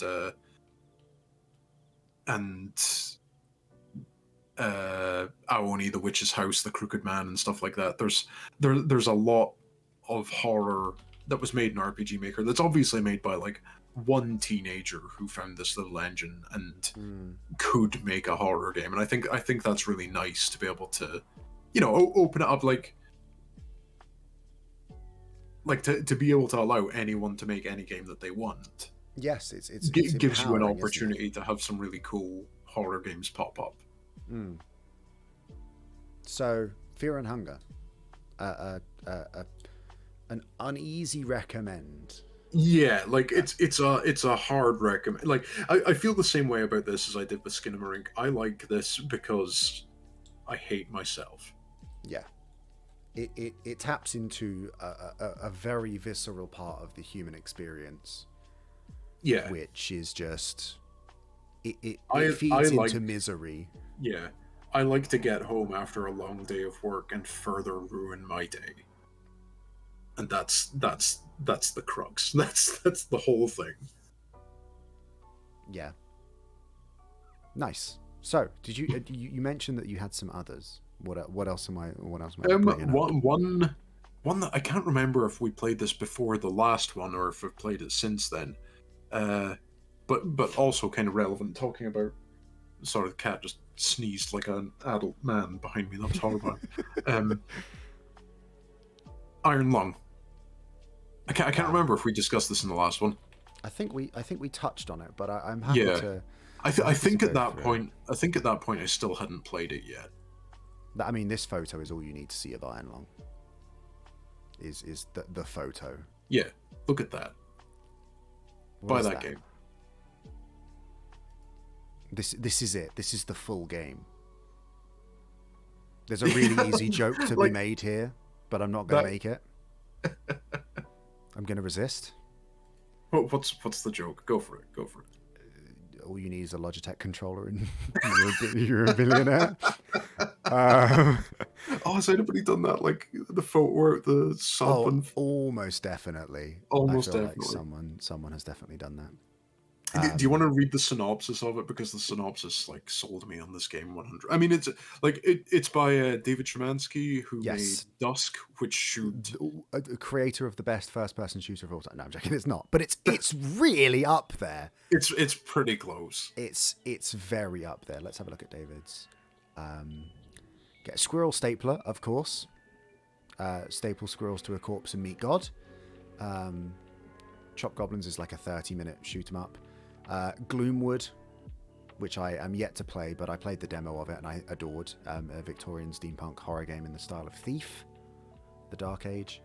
And Dusk, a love letter to Blood and Quake, two of the most influential shooters of all time in this Lovecraftian horror game about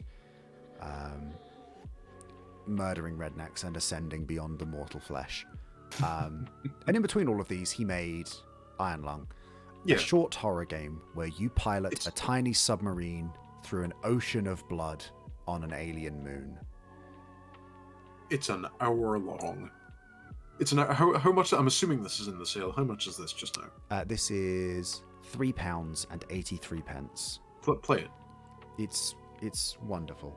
Set entirely within a claustrophobic one-man submarine nicknamed the Iron Lung, you must blindly navigate an ocean of blood to take photographs of key locations and hope whatever lives below doesn't find you.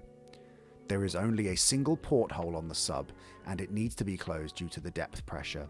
So you have to navigate purely from an incomplete map, proximity sensors, and a primitive external camera which can be used to take pictures you need to complete your mission, or to get a grainy, low-resolution visual of what's happening outside. It's a game that's entirely its sound design. Yes. Like I played this like headphones on in the dark, like in bed, pitch black, and just listening to like the sounds of the sub and like the knocking the groaning noises, and creaking the of the groaning, metal. Yes, like excellent stuff, and just like a neat premise, and just it's just tension, like right from the get go. Yeah, it's just tension. And it's, you know, it says original soundtrack inspired by the work of Aubrey Hodges of Doom 64. Doom 64. I won't talk about it now, but I will say a very fine shooter, elevated by an incredibly atmospheric soundtrack. Doom 64's soundtrack is weirdly haunting. When you think of old Doom, you think of like MIDI, legally distinct Pantera covers and stuff like that.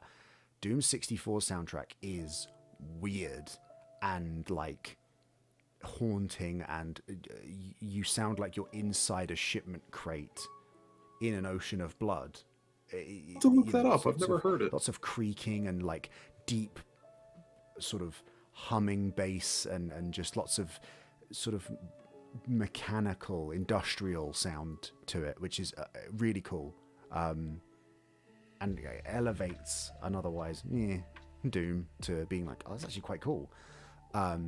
So again, the fact that is getting a tip of the hat shows you just how front of mind the sound design in this is, and how much the audio aspect of the atmosphere was considered when they put this together. So just in doing the amount that they managed to do with so little, like it's literally one room, and you push a couple of buttons to navigate your way based on the map in front of you,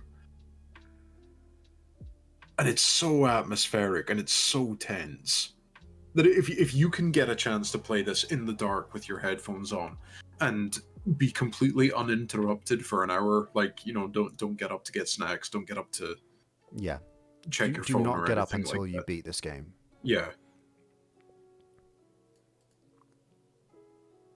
A hard recommend. I think this is one of my favorite horror games of the past few years. Yeah, it's really unique, and there's a movie coming out. Yeah, a movie coming out starring one Markiplier. Yeah, we did miss that Five Nights Markiplier connection there. That's a shame. Incredible. That is certainly an image. Anyway, pay that no mind. Instead, acquire Iron Lung. After the end of the Halloween sale on November 2nd, Iron Lung's price will be changing from $6 to $8. So you have a little bit of time to pick it up. David, shamelessly wanting to cash in on the imminent Iron Lung popularity, and let's be honest, good for him. Dusk is like £3 at any given moment, and it's an absolute steal. He deserves a little bit of extra cash. One that we didn't talk about on the Graveside Chat last year,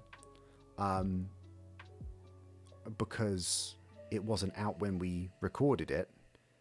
I'm going to pull the screen up for a second.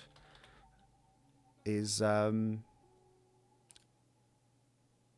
game that I think I would have loved to talk about when we first did the Graveside Chat. I think it would have been like if we had done it at the end of October rather than the beginning of the month, like the top of the month. That would have been amazing, because we could have talked about Scorn. Ooh, I kind of didn't realize that we hadn't played that at that point. Give me one minute. I'm going to let the cat out of the room. But I am here, and I am rooting for Scorn. So, Scorn is certainly a game. It is the H.R. Geiger inspired alien world horror puzzle,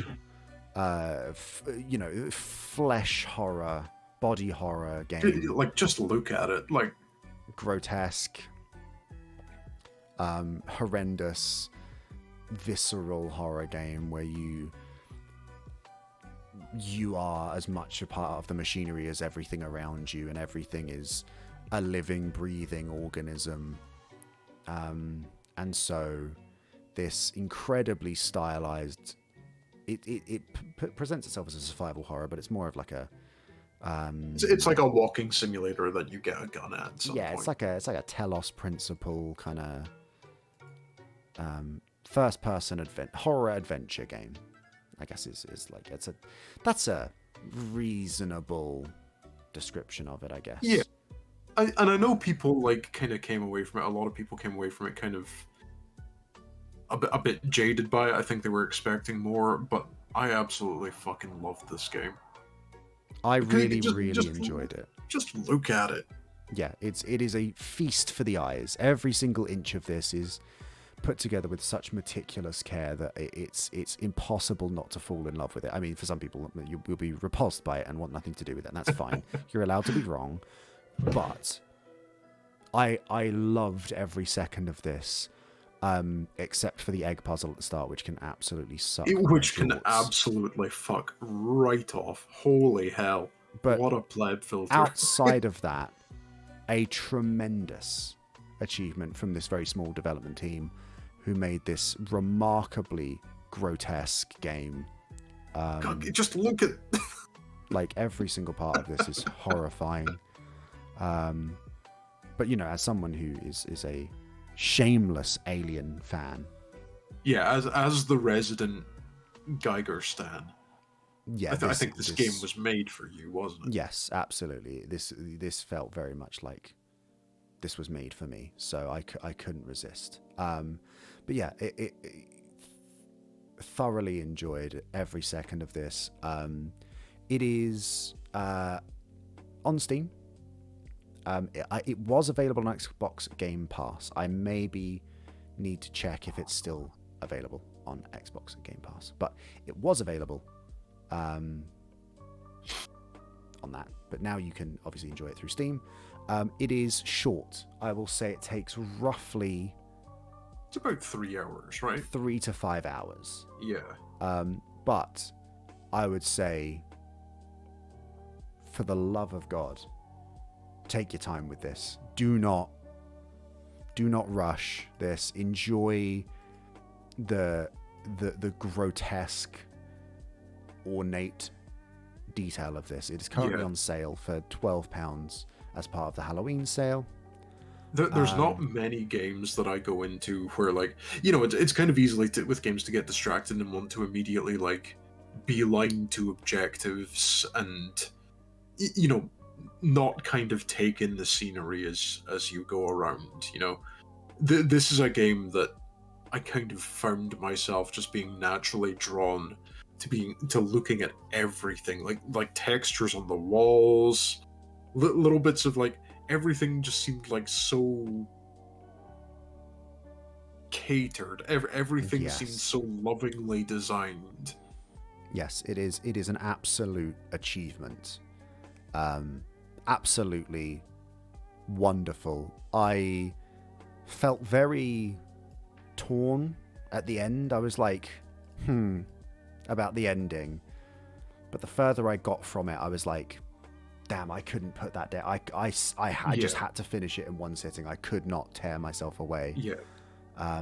Wonderful. Yeah, the end, divisive. I don't know many people that had much love for the end, but I don't feel like the end was the point. No, of course not. I think that there was no ending that could feel satisfying in a world as bizarre and grotesque and alien as this. Yeah, it's hard. How do you stick the landing with that, right? So yeah, very, very tricky. Like after playing this, I immediately bought the art book, and the art book just delves even further into like the design, like seeing the final product, incredible, but seeing like the ink drawings of the initial concepts for Scorn Guy. Oh, like.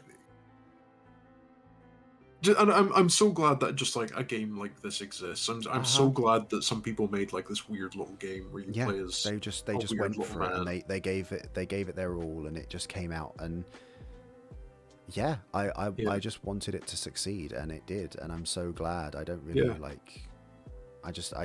I'm I'm just chuffed for it. I'm really glad that it Yeah. did as well as it did, and that we're able to enjoy it, because I think this kind of game is weird and it shouldn't exist, but it does. In Yeah. a weird way, not to Like wish this, ill on yeah. it, but like This was one of those games that seeing the first trailers of it, I was like, that's not real. That's not a game. it's like that. This is never going to exist.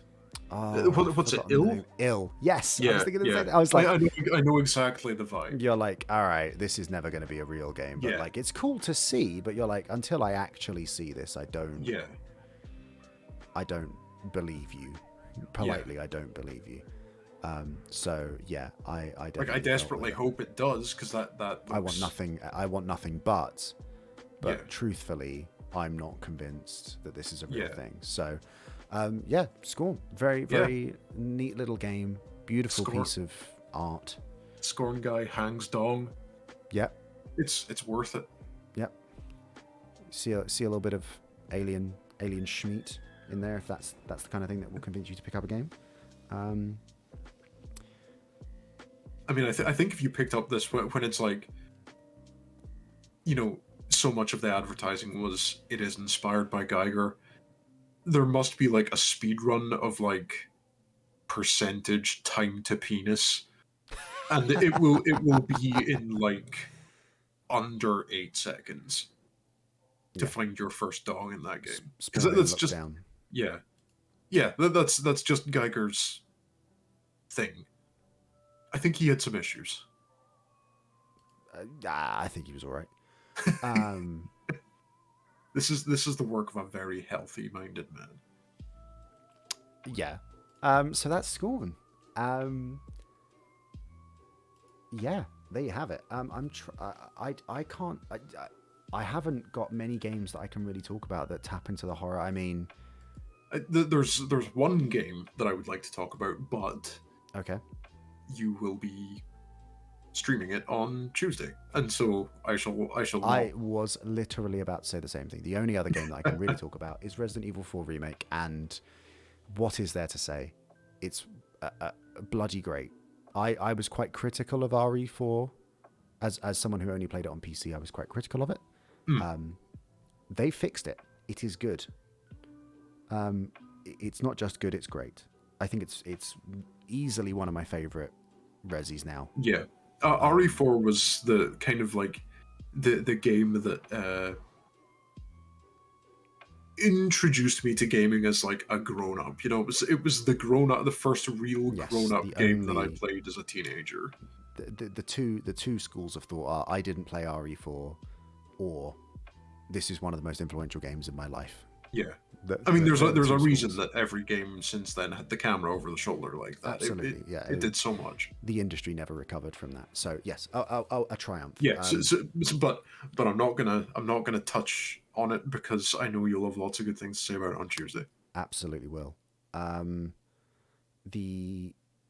that's it for games. There is a film I did forget to mention. And since we're on the topic of Scorn, and we're on the topic of feasts for the eyes that are gross, I'm going to keep this real short. Phil Tippett's Mad God. I got Shudder just to watch this. Yep. What a gross, nasty... This made me feel quite unwell. Like, this upset me. It upset me more than... I think very early on, there's a scene where there's like a giant row of guys in electric chairs, and they're all violently shitting into a funnel, and that funnel leads down to something else. But like, what a fucking piece of art this film is.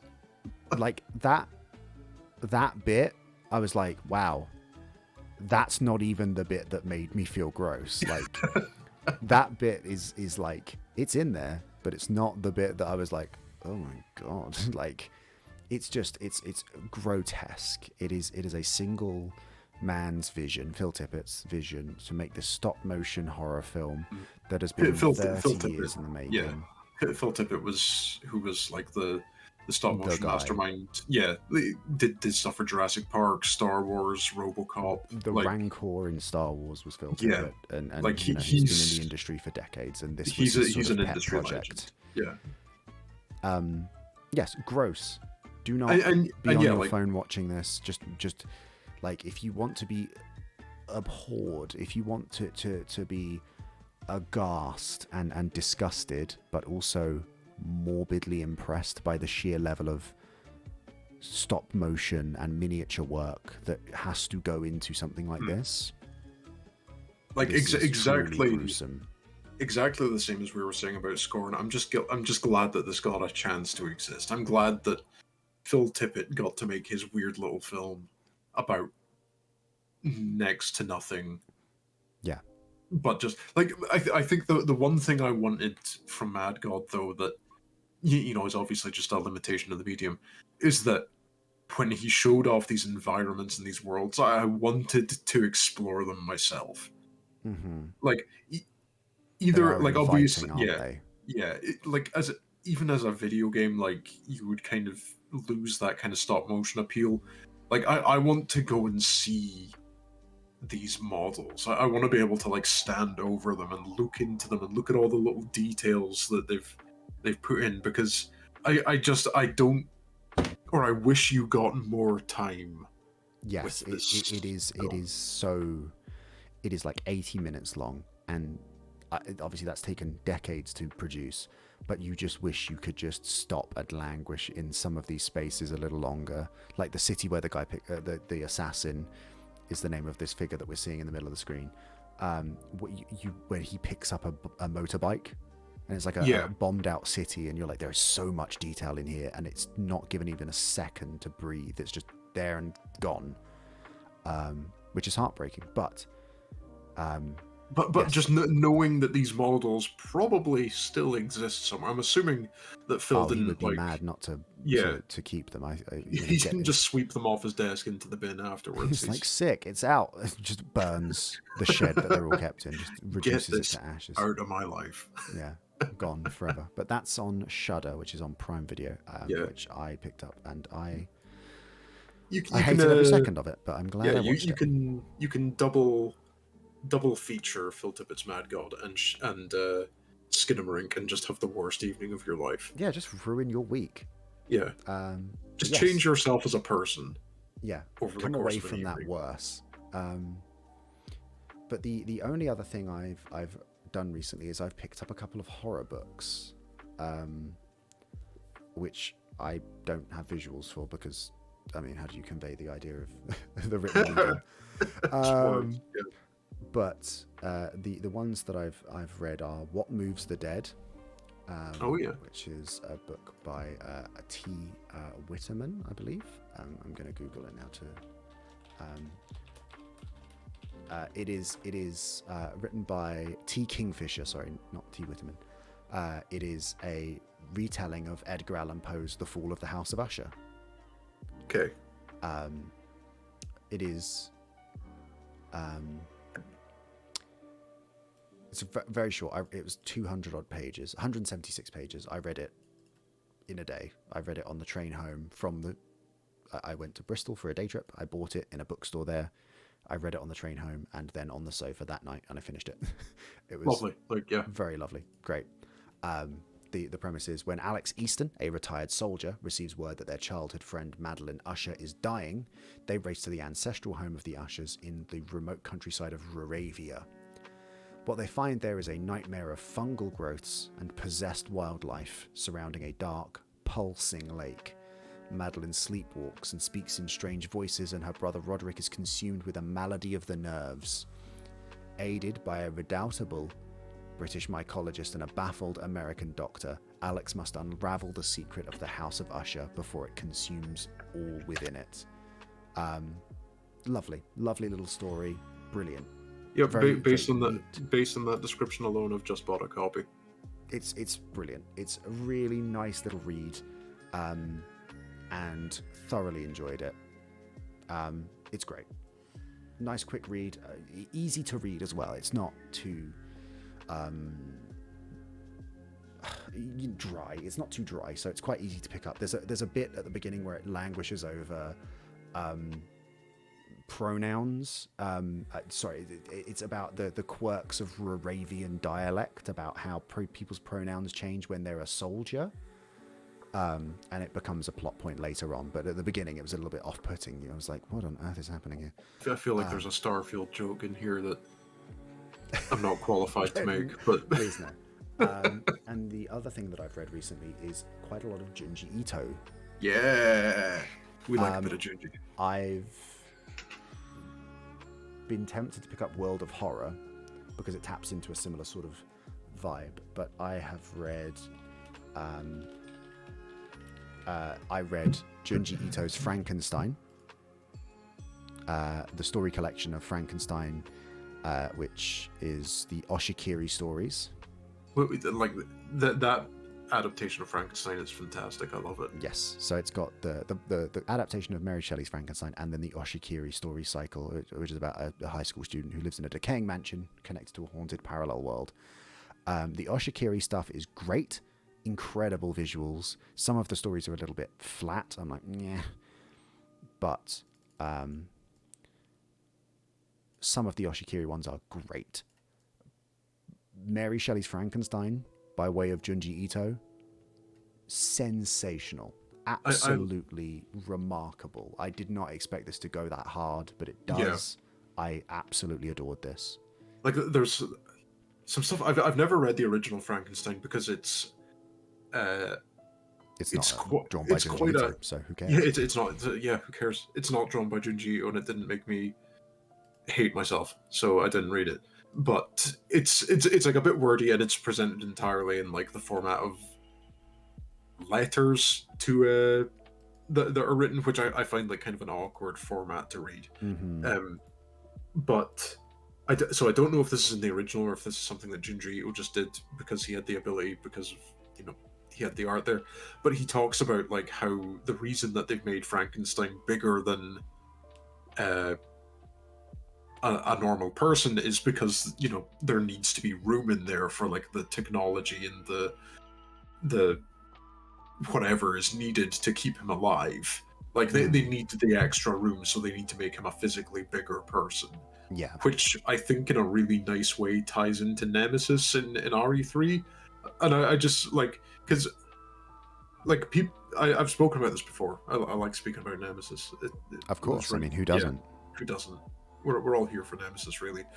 But when people were complaining about the new design for Nemesis and his big tombstone plastic teeth, and it was like it kind of just made me think of that little bit of them making Frankenstein bigger than a normal human, and being like, well, like you couldn't it's get always so bigger interesting teeth. that people focus on the teeth. Yeah, because like the thing I think about when I think of new Nemesis is the heart on the outside. Good stuff. That's in like the plastic casing, because they're like it is too big. It cannot. We can't keep it inside his body. We have to make more room. Exactly there's the same thing. Yeah, there's stuff I don't like about that new Nemesis design, but I like that they've got like these artificial parts in with the like, you know, because you wouldn't just be able to make teeth bigger. Like these would be artificial teeth to fill his mouth to fit like a bigger head to fit all the goodies inside that make him work.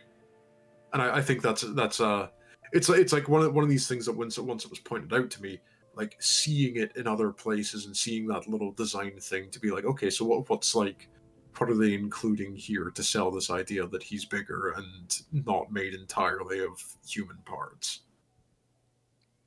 Yeah, it's just a delightful read. I also bought Remina, which is just another Junji Ito book, and it's so unbelievably mid compared to Frankenstein. It's like, not rough. It's not great. That was like going from The Exorcist to Five Nights at Freddy's, but in a bad way. Not in the cool way like we did. Not in the cool way. Yeah, no, we the way we did it was cool and based. That was not cool at all. So yes, that's Junji's Frankenstein. The only other thing I have read is I've started reading a book called Queens of the Abyss. I'm already on board. It's a book called Queens of the Abyss: Lost Stories from the Women of the Weird, Oh, edited by is Mike Ashley. very important. Is weird spelt WYRD? No, it is spelt Oh, weird, boo. as in normally, but the cover caught my eye in a bookshop.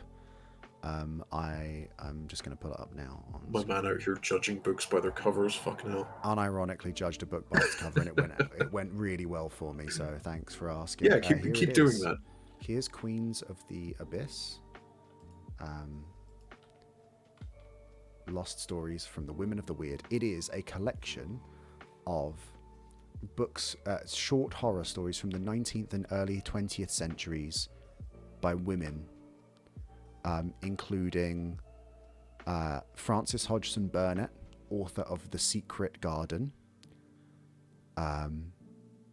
Alicia Ramsey, Leonora Carrington, all sorts of wonderful writers. May Sinclair, Gigi Pendarvis, Marjorie Bowen, Edith Nesbit, Marie Corelli, Mary E. Braddon, Lady Eleanor Smith, Mary Elizabeth Councilman, Margaret St. Clair, Jessie Douglas Kirish, Leonora Carrington. Loads of wonderful writers in here. So I've been reading some of these short stories, and they are just great. Based on that recommendation, I've just bought a copy of that as well. Looking forward to that. Like, hop into bed, one of these before bed. Brilliant, perfect. Just a nice little story.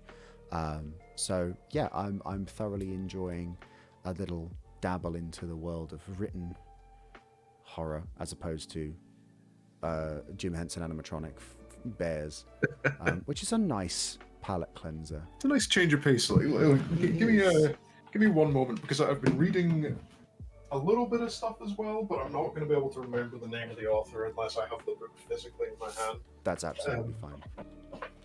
Just while we're on the topic of Junji Ito, I've been reading a little bit of PTSD Radio by Masaki Nakayama, and it has a bell. It has that similar Junji Ito vibe, where it's a lot of short little stories that have that really strong, like there will be like a punchline, there will be like the final page turn will be like a big spread of just like beautiful spooky art. I suppose so. It's like the Amigara fault, like dur, like it that has that moment. Yeah, of like, it has that moment of the Yeah. the page. It's like a jump scare in book form. Nice, I like that. Yeah, it's got that same kind of vibe. It's like a series of really incoherent stories that all kind of vaguely follow like a town that has been affected by the wronging of a ancient Japanese god that nobody really worships anymore. Like the one little shrine that was left to him got damaged, and now just fucked up stuff happens in this town. There's like a strong emphasis on this thing being behind you and pulling your hair. Like one of the very first stories has a girl sitting on a train seat, and something in the seat behind her grabs her hair through the seat and pulls it back, and she can only see its reflection in the train window. Like a cool little bit of art. But I think one of the neat things about PTSD Radio is that it's not finished, and it's not going to be finished, because the author, like, there's I think 4 volumes, and kind of there's 6 volumes that I can see for sale. So it's PTSD Radio 1, which is the first 2 volumes, and then a second one is 3 and 4, and then the third one is 5 and 6. So yeah. But at some point during this the run, the author starts talking about, since I started writing this, since I started, doing the art for this, strange things have been happening to me. And it kind of transitions a little bit into him talking about like weird stuff that's been happening around the studio that he works at, and how he's been getting ill in weird ways. Like, so there's like a part of me that's like, okay, like I would have liked you to finish this story, Yeah. but He's but chickened out. Okay. he's chickened out. He's What a chickened out, coward. and he's chickened out in a way that's very marketable to be able to say like, this fucking manga is so spooky the author couldn't even finish it. And you know, I would say if you could find copies cheap and you like Junji Ito and you like just the artwork, I'd recommend giving this a look. That is the writing equivalent of being like, this movie's so scary, everyone in the audience shitted and pissed in the screening, so we aren't allowed to show it because it's literally too scary. It's too scary. This is the version that you haven't seen. I'm gonna have to check that out though. It does. I've just seen a few images from it, and that does seem very much. Yeah, like I say, the art's on point, and that's good enough for me. That'll do. That'll do. That'll do. So there we go. We've covered film. We've covered games. We've covered written the world of fiction horror. The only other thing I wanted to touch on before we let you guys go is a few things that I'm looking forward to for the next year. Things that are on my radar that I would like to play. The things that I've written down as sort of to keep my eye on are Gloomwood, the horror stealth game from that we were just talking about, David Szymanski, from New Blood. I'm hoping that Routine, the oh god, yeah, we got a trailer for that a few years ago, didn't we? The cassette core sci-fi horror game. Cassette core, I love that. Analog VHS sort of CRT horror game.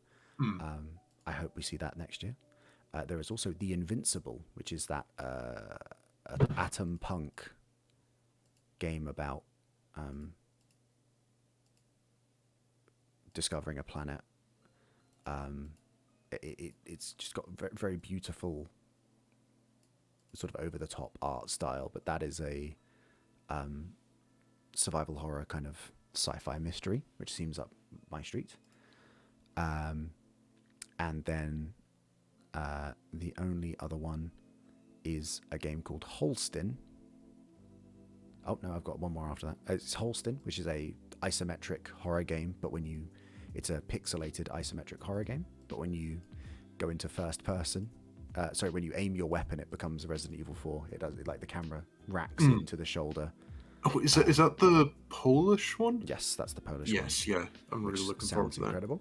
So I'm looking forward to that. And the only other one is Hollow Cocoon, which is a Japanese game, a first-person horror adventure set in 1980s Japan, where you venture into the depths of unspeakable horrors, which, you know, it's always a good laugh, isn't it? Yeah. I think the only trend of like us being like, Japanese horror sounds pretty good, and then yeah, I'm already on board. Absolutely. So those are the ones that I've got on my radar that I haven't played yet. I think the only one I have on my radar that's not on your list there. I know you played the demo for this, but Luto. Yes. Looks like a time. I did not enjoy my time with Luto.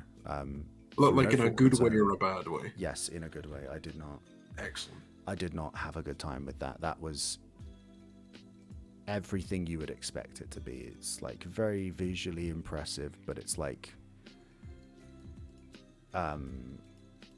just very tense, very atmospheric, just very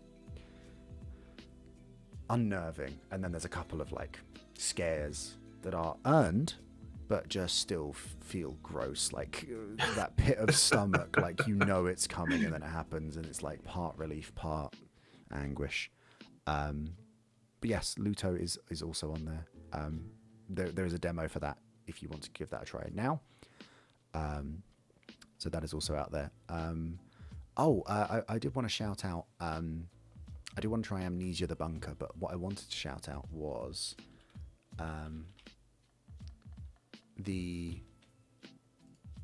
I'm forgetting the name of it now. The liminal space game I played. Oh, Um, was it just called Subliminal?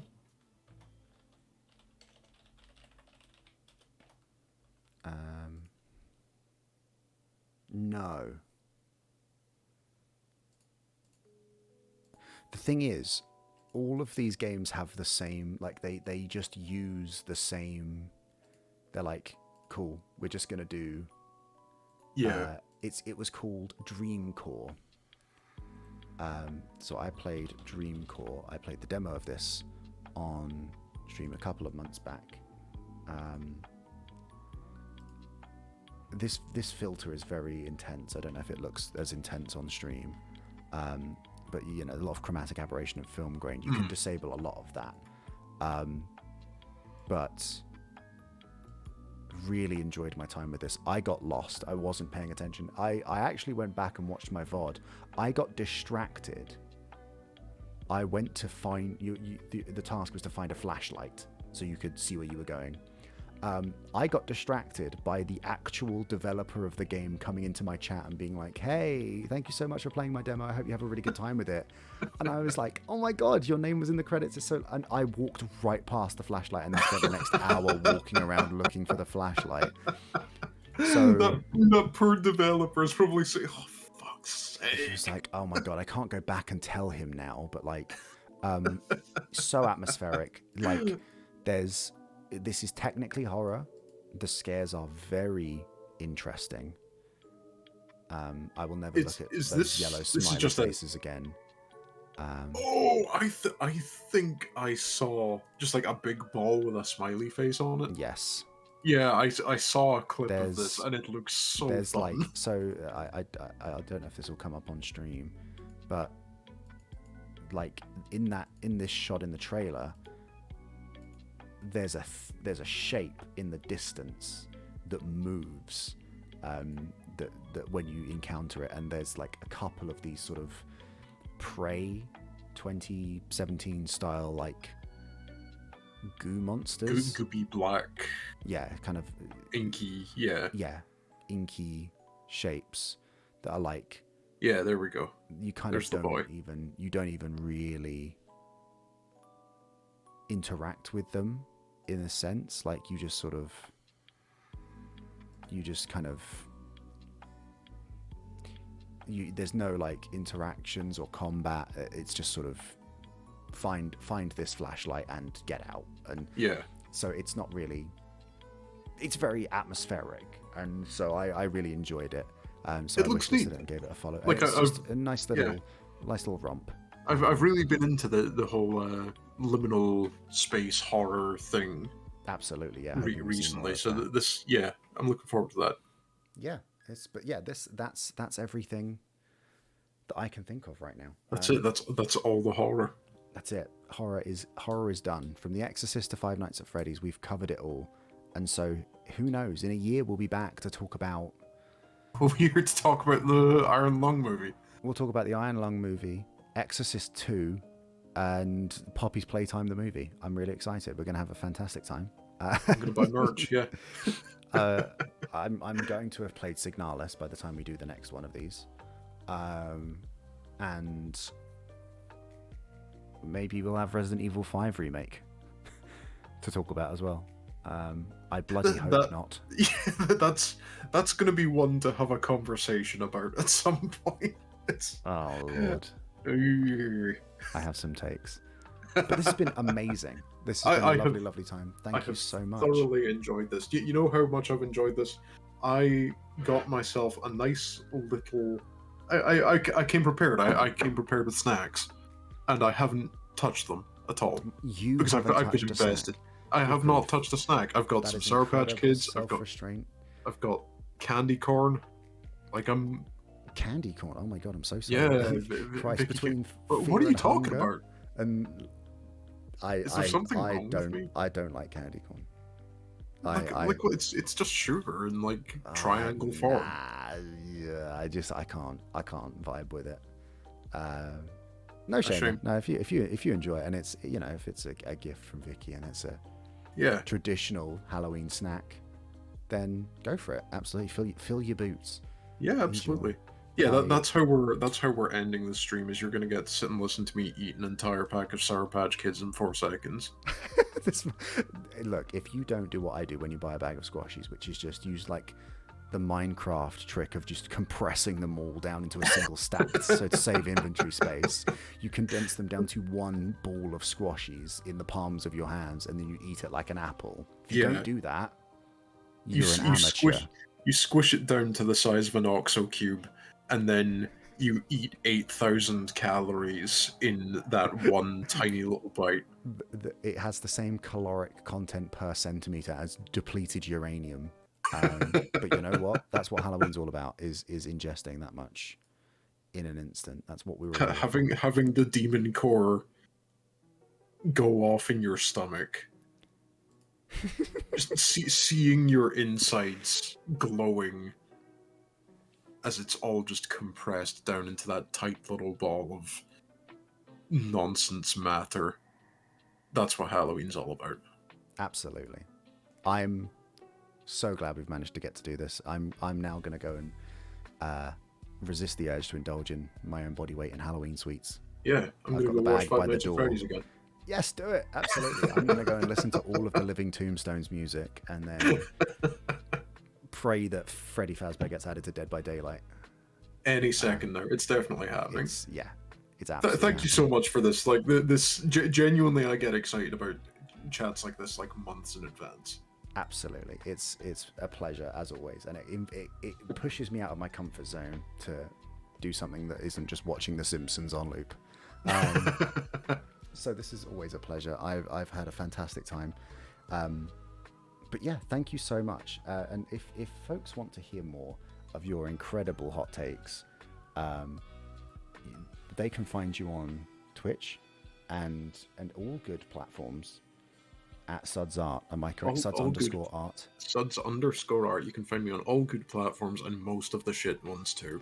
He's everywhere, folks. He's in the walls. Like black mold, he's everywhere you don't think he's going to be. This has been amazing. Thank you so much. It's been an absolute pleasure. And thank you all for listening in, tuning in, weighing in with your takes, and just generally being your wonderful selves. If you're watching this live or on demand, you guys have been truly, truly wonderful. It has been an absolute pleasure. And on behalf of all of us here at the Graveside Chat, until next year when this spooky carnival tent reappears just outside your back garden once again and lures you in with warm lights and the smell of freshly cooked donuts, and you enter in here again and you're like, how did I end up here? And you can't remember how long it's been. We'll be back. Until next time, take care, wrap up warm, have a happy Halloween, and if you're tuning in on the stream, I'll see you on Tuesday. And yeah, thank you so much, Suds. Thank you, everyone. I'm gonna bid you farewell in the world of YouTube. Farewell, YouTube.